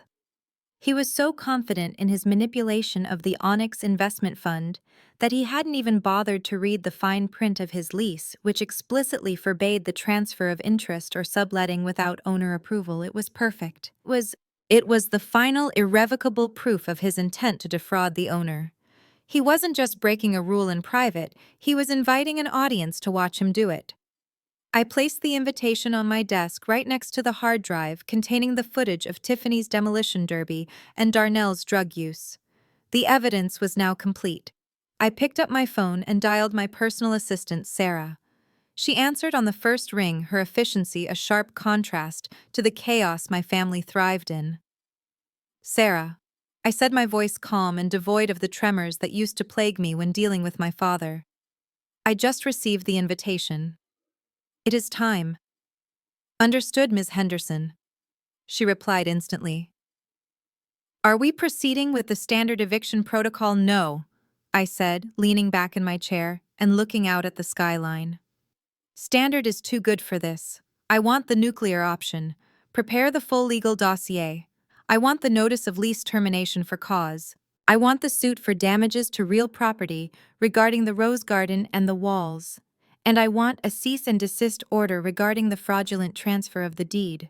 I will have the legal team draft them immediately, Sarah said, the sound of typing already audible in the background. And Sarah, contact the process server. I don't want these mailed. I want personal service. Book him for the night of the gala. Tell him to wait for my signal. I want the papers handed to my father the moment he raises his glass for the toast. Consider it done. Do you need security detail for yourself? I paused, thinking of the rage I had seen in my father's eyes the last time we spoke. Yes. 2 plainclothes officers. I want them in the room, invisible until necessary. If Darnell decides to act out his gangster fantasies when the reality hits, I want him contained immediately. I hung up the phone and looked back at the invitation. The future of our dynasty.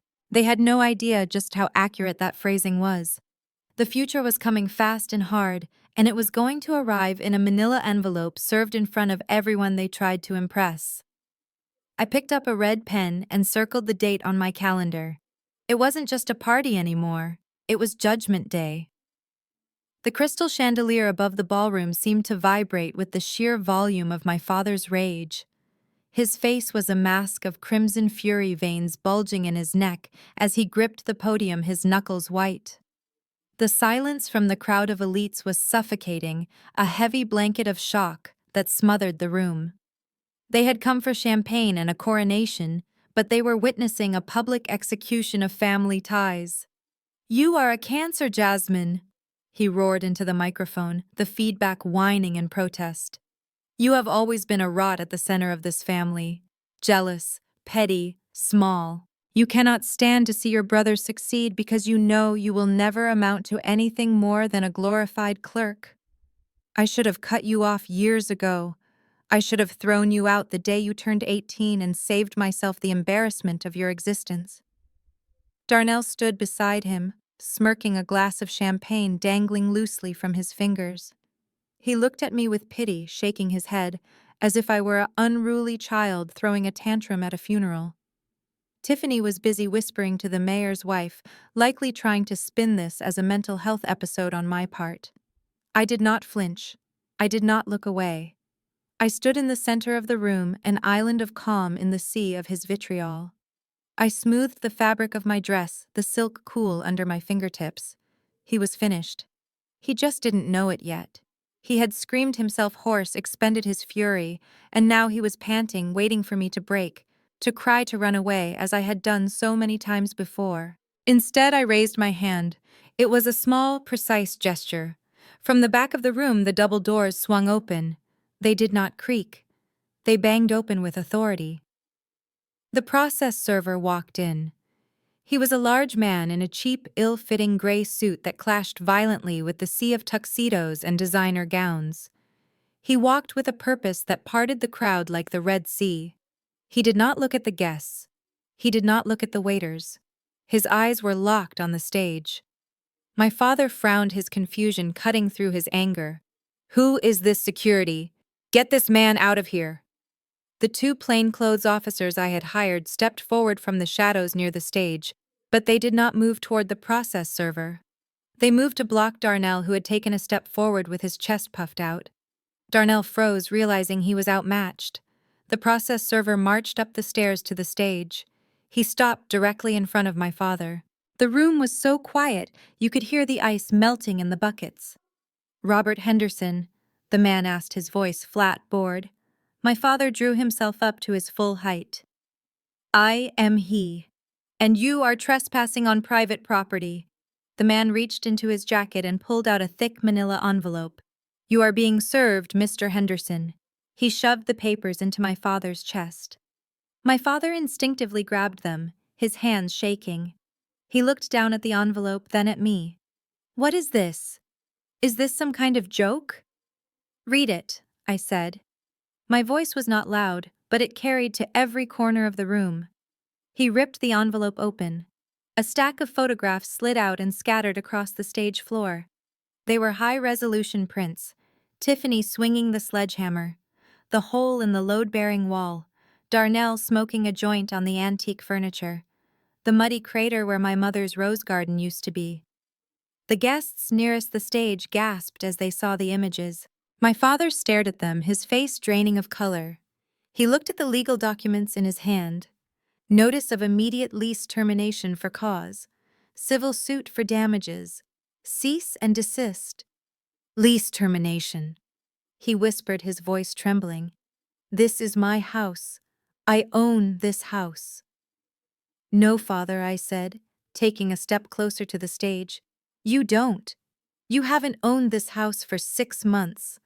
You sold the debt to the Onyx Investment Fund to avoid foreclosure. You signed a lifetime tenancy agreement, an agreement that explicitly forbids illegal activity, structural damage, and the transfer of the deed." "I know what I signed," he shouted, though the conviction was gone. "I signed with Onyx. They are my partners." "I am Onyx," I replied. The gasp that went through the room was audible. My father froze. Darnell dropped his glass. It shattered on the hardwood, the sound like a gunshot. Tiffany covered her mouth with her hands. "I bought the mortgage, father. I own the holding company. I own the shell corporation. I am the landlord. And you? You are a tenant who just violated every single clause of your lease. You destroyed the property. You allowed illegal drug use on the premises. And tonight you attempted to fraudulently gift a property you do not own to a third party." I pointed to the plainclothes officers. "The eviction is effective immediately. You have 30 minutes to vacate the premises. All of you." "But—" "The gala," my father stammered, looking out at the sea of faces, his reputation crumbling into dust in real time. "My guests. Your guests can stay," I said, turning to the crowd. "The bar is open. The food is paid for.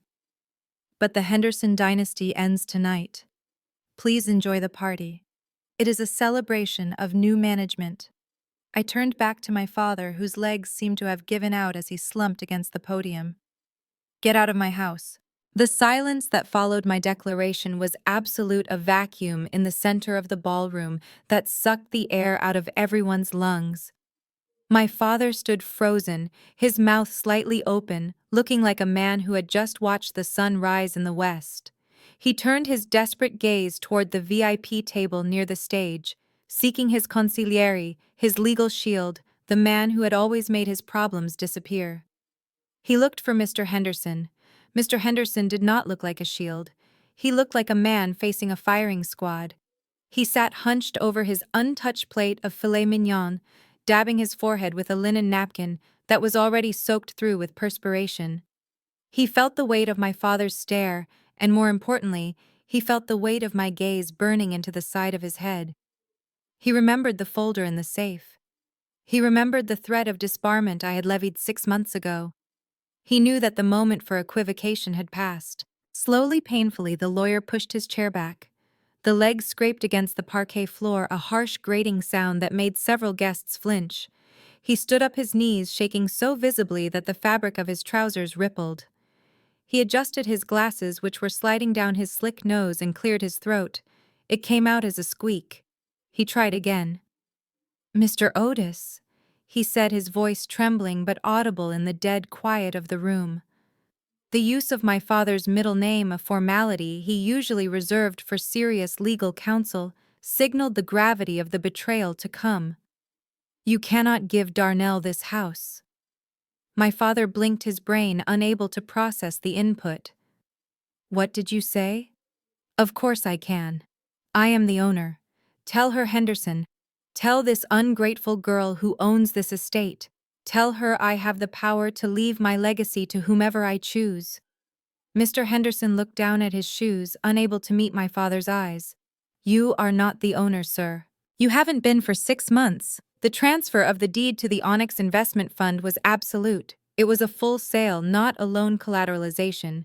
You signed the title over in exchange for debt relief and a lifetime lease." A lease, my father whispered, the word sounding foreign on his tongue. "But you said I retained control. You said I was secure. I said you retained tenancy." Mr. Henderson corrected his voice, gaining a desperate edge as he tried to salvage his own legal standing before the witnesses in the room.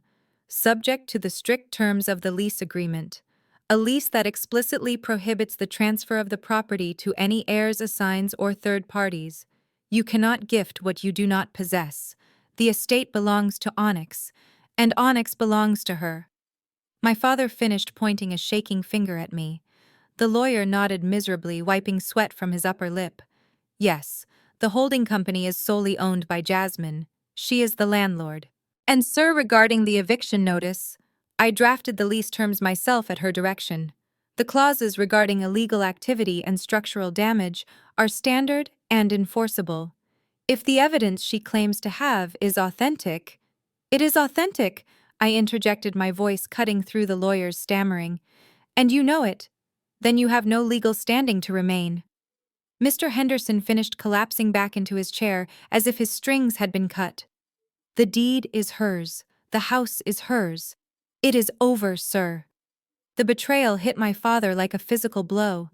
He staggered back against the podium, the wood groaning under his weight.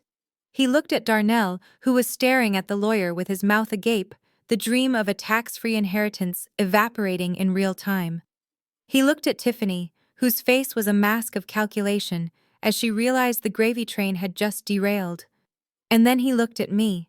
The realization washed over him not just of the loss of the house, but of the total inversion of power.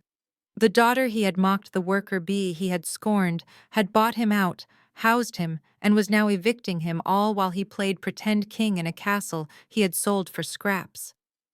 The heavy black portfolio hit the polished wood of the podium with a dull, authoritative thud, the sound echoing like a gavel striking a sounding block.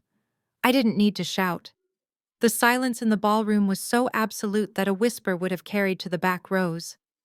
My father stared at the leather binder, as if it were a venomous snake, his hands trembling where they gripped the edge of the lectern to keep him upright.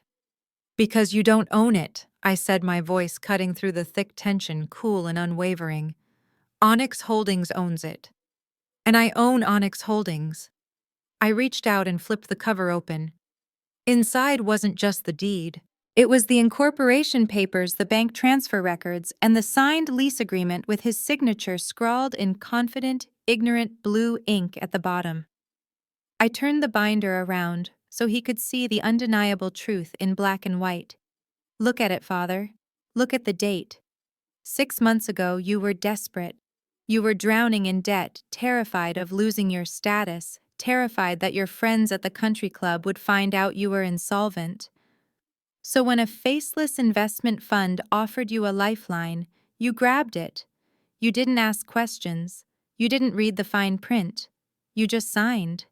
You were so arrogant, so sure of your own importance, that you never once considered who might be on the other side of that transaction. He looked up at me, his eyes glassy and unfocused. The bluster finally drained out of him. You tricked me. I didn't trick you, I replied, stepping closer, looming over him in his moment of defeat. I saved you. I paid off your debts. I kept a roof over your head when the bank was ready to throw you onto the street. I gave you dignity, Father. I let you stay here for free. I let you pretend you were still the king. And all I asked in return was that you follow the rules. No illegal activity, no destruction of property, and absolutely no transferring of the asset. I gestured to Darnell, who was still standing with his mouth agape, the color drained from his face. But you couldn't do it. You couldn't just live quietly.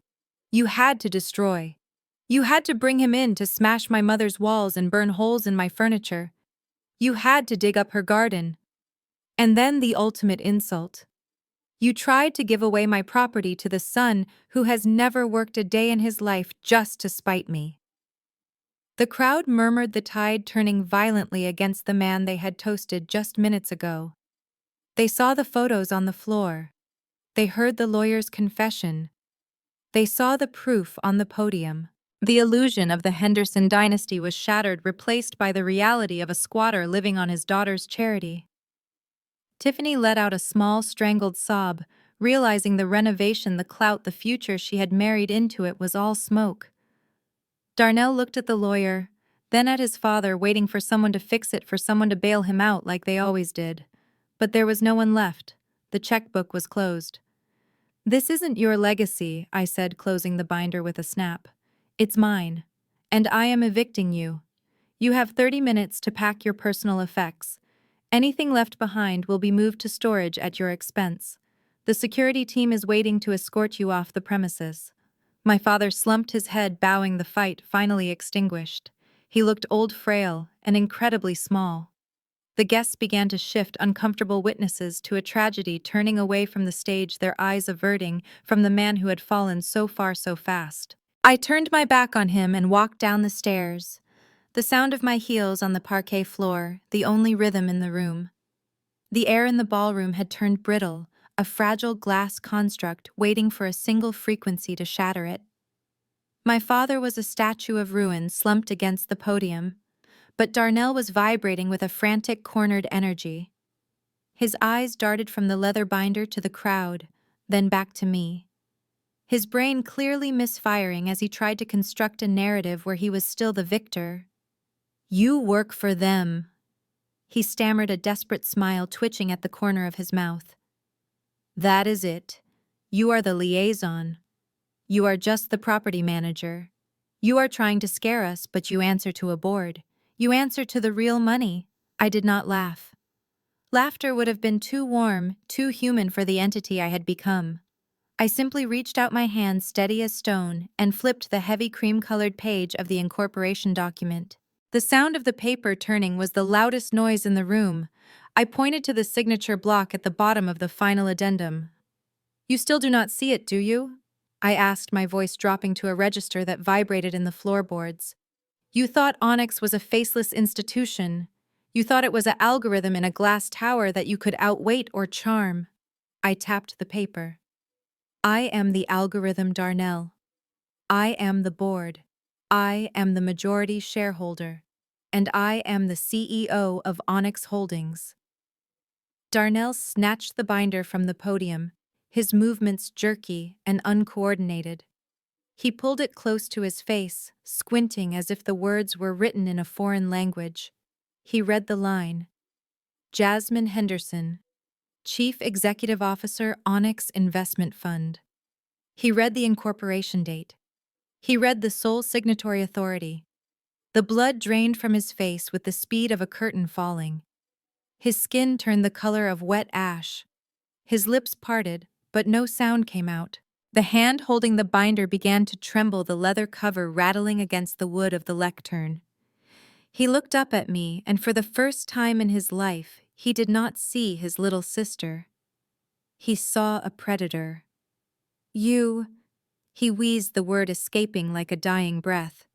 You bought the debt. I bought you. I corrected him, stepping closer until I could see the burst capillaries in his eyes. For 6 months, Darnell, every steak you ate, every bottle of wine you opened, every kilowatt of electricity you used to heat that pool, it was mine. You were living in my terrarium. I watched you. I watched you break the walls. I watched you burn the rugs. I watched you dig up our mother's garden, and I let you do it. Because I knew that every single thing you destroyed was just adding another zero to the bill I was going to hand you tonight. I leaned in, my voice a whisper that carried the weight of a judgment. Onyx, black, cold, unyielding. It is the stone you use to block negative energy. I named the company after the heart you told me I had.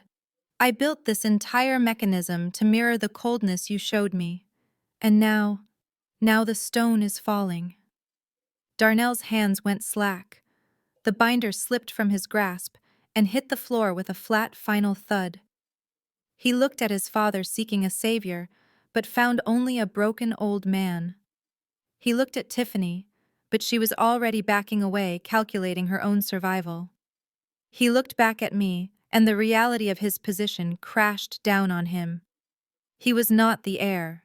He was not the prodigy. He was a squatter who had just been caught by the owner, and the owner had been keeping score since the day he was born. The arrogance evaporated, leaving behind a terrified child in a man's suit, realizing that the game was not just over, it had been rigged from the start. I stepped away from the podium and walked calmly toward the audiovisual console set up for my father's vanity presentation. The room remained in a state of suspended animation, hundreds of eyes following my every move. Darnell was still staring at the binder on the floor, his breathing shallow and rapid. I connected my phone to the system with a decisive click. The large projection screen behind the stage, which displayed the Henderson family crest, flickered and went black. A moment later, the silence was shattered by the recorded sound of metal striking plaster. The image bloomed into high-definition clarity, 10 feet tall. It was Tiffany. She was wielding the sledgehammer like a weapon, her face contorted with exertion and entitlement. The video played on a loop, the hammer smashing into the load-bearing wall dust, exploding into the air, the antique sconces rattling. Her voice boomed through the ballroom speakers, shrill and demanding. This wall is going down tonight. We need flow. I watched the color drain from Tiffany's face in the real world. She looked around the room, seeing the shock and disgust on the faces of the socialites she had tried so hard to impress. They were not seeing a visionary designer. They were seeing a vandal destroying a historic estate. I pressed a button, and the video cut to the next clip. The scene shifted to the grand salon. There was Darnell sprawled on the silk chaise, smoke curling from his lips. The camera zoomed in on the glowing ember of the joint as he flicked ash onto the irreplaceable Persian rug. His voice, slurred and arrogant, filled the room. No rules, no limits, just vibes. The juxtaposition of the elegant gala and the grimy reality of their occupation was jarring. The guests murmured, a low tide of judgment rising against the family on stage. I cut the feed, plunging the room back into the stark reality of the present. I turned back to the microphone, my voice cutting through the murmurs like a scalpel. That I said, pointing to the blank screen, is what we in the property management business call a material breach of contract. I picked up the lease agreement from the podium, the one my father had signed without reading. I flipped to the back page, the paper rustling loudly in the quiet room. Clause 13, subsection A. I read aloud, my eyes locking with my father's. In the event that the tenant or their guests engage in the willful destruction of property, unauthorized structural modifications, or illegal activities on the premises, the landlord reserves the right to terminate the lease agreement immediately. I looked up. Immediately, father. Not in 30 days. Not after a warning. Right now. That clause was written specifically for this moment. It is the fail-safe I built into the contract because I absolutely knew that you and your entitled entourage could not respect something you did not earn. I tossed the contract onto the floor next to the binder. You didn't just lose the house because I bought it. You lost the house because you broke the rules. You assumed that because your name is Henderson, you were above the law. You assumed that the Onyx Investment Fund was some faceless entity that wouldn't check the security cameras. But I checked. I watched every swing of that hammer. I watched every exhale of smoke. And I documented every single dollar of damage you caused to my asset. I gestured to the process server, who was still standing like a sentinel at the edge of the stage. The eviction is legal, the cause is documented, and the police officers standing by the exit have seen the footage of illegal substance use on the property. So you have a choice. You can leave quietly right now and salvage whatever scrap of dignity you have left, or you can be escorted out in handcuffs for trespassing and criminal mischief. The clock is ticking. You have 20 minutes left. The projection screen faded to black, leaving the afterimage of the destruction burned into the retinas of every socialite in the room. The silence that followed was heavy, broken only by the sharp intake of breath from Tiffany, who looked as though she was trying to calculate the resale value of a life that had just evaporated. I stepped down from the podium, my heels clicking rhythmically on the hardwood floor, closing the physical distance between myself and the squatters who had desecrated my heritage. I stopped 3 feet from Darnell, close enough to smell the stale smoke on his jacket, but far enough to remain untouchable. Darnell Tiffany. I said, my voice projecting with the cool, detached authority of a judge delivering a sentence. You have exactly 60 minutes. Darnell blinked, his eyes darting around the room, looking for an ally that did not exist. 60 minutes for what? He stammered, his voice cracking. To explain, to fix this, Jasmine. Come on. We can work this out. I can patch the wall. We can replant the flowers. To pack, I corrected him, cutting off his desperate negotiation before it could gain traction. You have 60 minutes to gather your clothing, your toiletries, and any personal items that you can prove you purchased with your own money. Anything that belongs to the estate stays. The furniture stays. The artwork stays. The silver stays. My team has a complete inventory of the house as it stood 6 months ago. If a single teaspoon is missing, when we do the walkthrough tomorrow, I will add theft to the list of civil charges I am already filing against you. Tiffany stepped forward, her face a mask of panic and indignation. You cannot be serious. We live here. All our things are upstairs. My couture pieces alone will take hours to pack properly. You can't just throw us out into the snow in the middle of the night. This is illegal. It is perfectly legal. I countered, my gaze shifting to her with the weight of a sledgehammer. It is an emergency eviction based on documented malicious destruction of property and criminal activity. And regarding your couture, Tiffany, I suggest you move quickly. You have 58 minutes left. She looked at my father, her eyes pleading. Robert, do something. She is insane. She is kicking your son out of his own home. My father did not move. He stood slumped against the stage, a man hollowed out by the revelation of his own powerlessness. He knew the law. He knew the contract. He knew there was nothing he could do. He couldn't even look at her. I checked my watch, making a show of the time slipping away. Do not think about stalling, I warned them. Do not think about locking yourselves in the bedroom or calling for a moving truck that will not come. The county sheriff is currently parked at the main gate. He has a copy of the court order, the video evidence, and the lease termination. He is giving you this 1 hour out of professional courtesy to me to allow you to leave with a shred of dignity rather than being dragged out in handcuffs for trespassing. But make no mistake. If you are not on the other side of that gate when the clock strikes midnight, he will come in, and he will not be gentle. Darnell looked at the plainclothes security guards who had subtly boxed him in. He looked at the guests who were now openly staring, their phones raised, to capture the downfall of the Henderson Golden Boy. The reality finally pierced his delusion. There was no charm offensive that could fix this. There was no daddy to write a check. "Let's go," Darnell whispered, grabbing Tiffany's arm. "But my shoes!" she shrieked, trying to pull away. "Leave them!"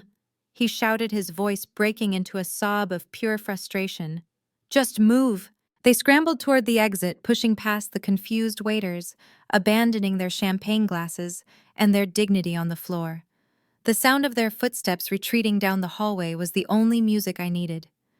I turned back to the room, to the stunned guests and my broken father. The parasites were gone. Now I only had to deal with the host. The sound of Darnell's footsteps halted abruptly near the double doors, replaced by a guttural wail that stripped the last remnants of dignity from the room. He spun around, his face slick with sweat and tears, and threw himself toward the stage. He didn't look like a man anymore. He looked like a terrified animal realizing the cage door had been welded shut. He scrambled up the steps, ignoring the plainclothes officers who tensed to intercept him, and fell to his knees at my feet. He reached out his fingers, clawing at the hem of my dress, desperate to anchor himself to the sister he had tormented for decades. "Jasmine, please," he sobbed, the sound wet and pathetic. "You cannot do this. It is snowing. We have no money. The accounts are frozen. Where are we supposed to go? I am your brother. We share blood. You cannot just throw us away like trash." I looked down at him, feeling nothing but a profound, icy distance. "You threw me away years ago, Darnell," I said, stepping back so his hands grasped only empty air. "I am just returning the favor, and unlike you, I am giving you a warning. Get up, you are embarrassing yourself." Tiffany, who had paused at the exit to watch her husband beg, let out a screech of pure, unadulterated rage. She marched back toward the stage, her heels stabbing into the floor like daggers. She wasn't looking at me. She was glaring at the weeping man on the floor. "You lied to me!" she shrieked, her voice cracking the sophisticated veneer she had spent years cultivating. "You told me you were the heir. You told me the papers were signed. You told me we were set for life. You are nothing but a broke, pathetic loser." Darnell looked up, his eyes wide with betrayal. "Tiff, baby, wait. We can fix this. Fix this." She laughed, a harsh, brittle sound. "There is no fixing this. You are homeless. You are jobless. And you are a fraud. I am calling my lawyer in the morning. I am done. Do you hear me? We are done." She ripped the diamond ring from her finger, a ring bought with my father's credit, and hurled it at him. It bounced off his chest and skittered across the stage, coming to rest near my shoe. Tiffany turned on her heel and stormed out, not waiting for the eviction clock to run down. My father, watching his legacy dissolve into a puddle of tears and a divorce announcement, realized he had lost the audience. The guests were whispering, pointing, judging. He needed a way out. He needed a scene that would recast him as the victim. Suddenly, he gasped. His hand flew to his chest, clutching the lapel of his tuxedo. He staggered sideways, knocking over the podium water pitcher, and collapsed onto the stage with a heavy, dramatic thud. "My heart," he groaned, his eyes fluttering closed. "Help me! I can't breathe!" A ripple of panic went through the crowd. Someone screamed. A few guests started to rush forward, their instinct to help overriding their shock. I held up a hand, stopping them in their tracks. I did not kneel. I did not rush to loosen his tie. I did not hold his hand. I simply pulled my phone from my pocket and dialed 3 digits. 911. "What is your emergency?" the operator asked. "I have an elderly male claiming chest pains at the Henderson estate." I said, my voice cool and precise, staring down at my father's fluttering eyelids. He is conscious and breathing. Please send an ambulance to the service entrance. I hung up and looked at the guests. Please step back. Give him air. My father opened one eye, a flash of genuine fear crossing his face when he realized I wasn't buying the performance. Jasmine, he wheezed. I am dying. No, you aren't, I said, looking down at him with the detached interest of a biologist examining a specimen. You are panicked, you are humiliated, and you are desperate. But you aren't dying. The paramedics will be here in 10 minutes. If you are actually sick, they will take you to the county hospital. If you are faking it, they will bill you for the ride. Either way, you are leaving my house on a stretcher or on your feet. It makes no difference to me.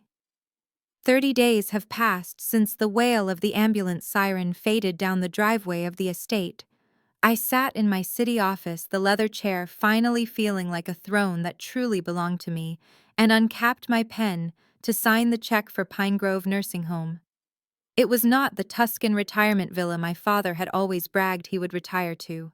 It was not a 5-star resort with private nurses and gourmet meals. It was a clean, respectable, and entirely budget-friendly facility in the suburbs. The walls were painted a sterile beige, the floors were linoleum, and the food was nutritious but bland. In short, it was stable. It was exactly the kind of stability he had mocked me for seeking my entire life. I did not visit him today. Instead, I received my update from the facility manager over the phone. She told me that Mr. Robert Otis Henderson spends the majority of his day sitting in the common room positioned next to the large bay window that overlooks the visitors' parking lot. He does not socialize with the other residents. He does not participate in bingo or craft hour. He simply sits there, his eyes cloudy, watching cars arrive and depart, waiting for a visitor who never comes. Darnell has not called. Not once. The golden son, for whom my father sacrificed his honor, his home, and his relationship with his only competent child, has vanished like smoke. The last I heard, Darnell was sleeping on a friend's sofa in Jersey, trying to pawn his delusional music equipment to pay off gambling debts. Tiffany had filed for divorce 3 days after the gala disaster, citing irreconcilable differences which I interpreted as legal speak for the fact that the bank accounts were empty. My father was entirely, devastatingly alone. I pictured him sitting there, his hands resting on his knees, stripped of the tailored suits and the snifters of brandy. He was wearing the comfortable, easy-to-wash clothes I had ordered for him. For the first time in his life, he was forced to sit with his own thoughts, without the armor of his ego or his material possessions to protect him. He was forced to replay the moment he signed the deed transfer. He had to replay the insults he hurled at me over dinner. He had to swallow the bitter pill of realizing that the worker bee he despised was the only thing standing between him and a homeless shelter. I paid for his room. I paid for his meals. I paid for every blood pressure pill he swallowed in the morning. I was the invisible hand, feeding him just as I had been the invisible hand that saved the estate from foreclosure. And he knew it. Every time a nurse brought a tray of food, every time the radiator kicked on, he knew it came from Onyx. He knew it came from me. He had wanted a legacy. He had wanted to be taken care of for the rest of his life. I had granted his wish to the letter.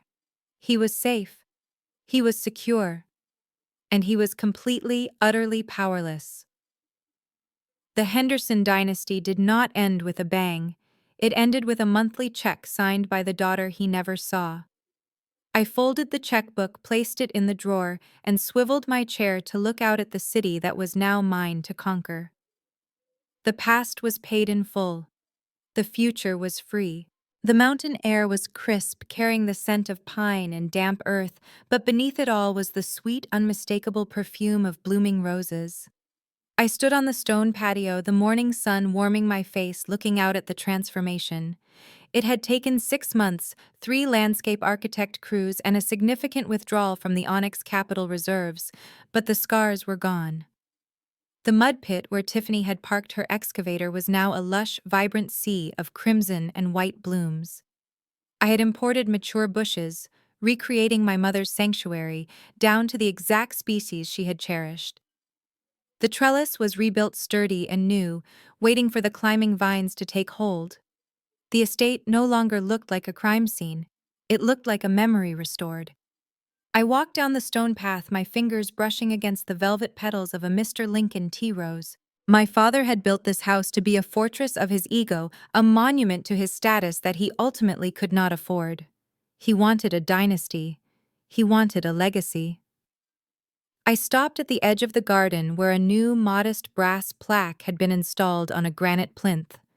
I ran my thumb over the raised letters. The Eleanor Henderson Retreat for Cancer Recovery.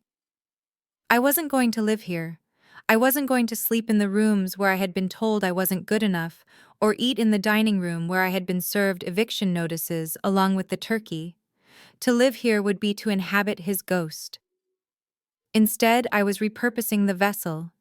The house would no longer be a place of exclusion and judgment. It would be a sanctuary for families fighting the same battle my mother had fought alone. It would be a place of rest funded by the very fortune my father had tried to squander on his golden child.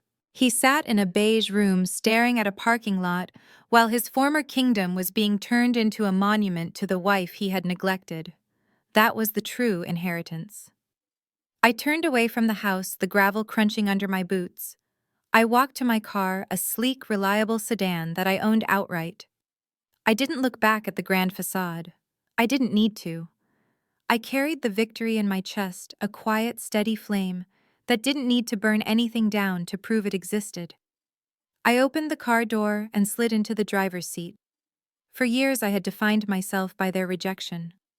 I was the disappointment, the worker bee, the ATM.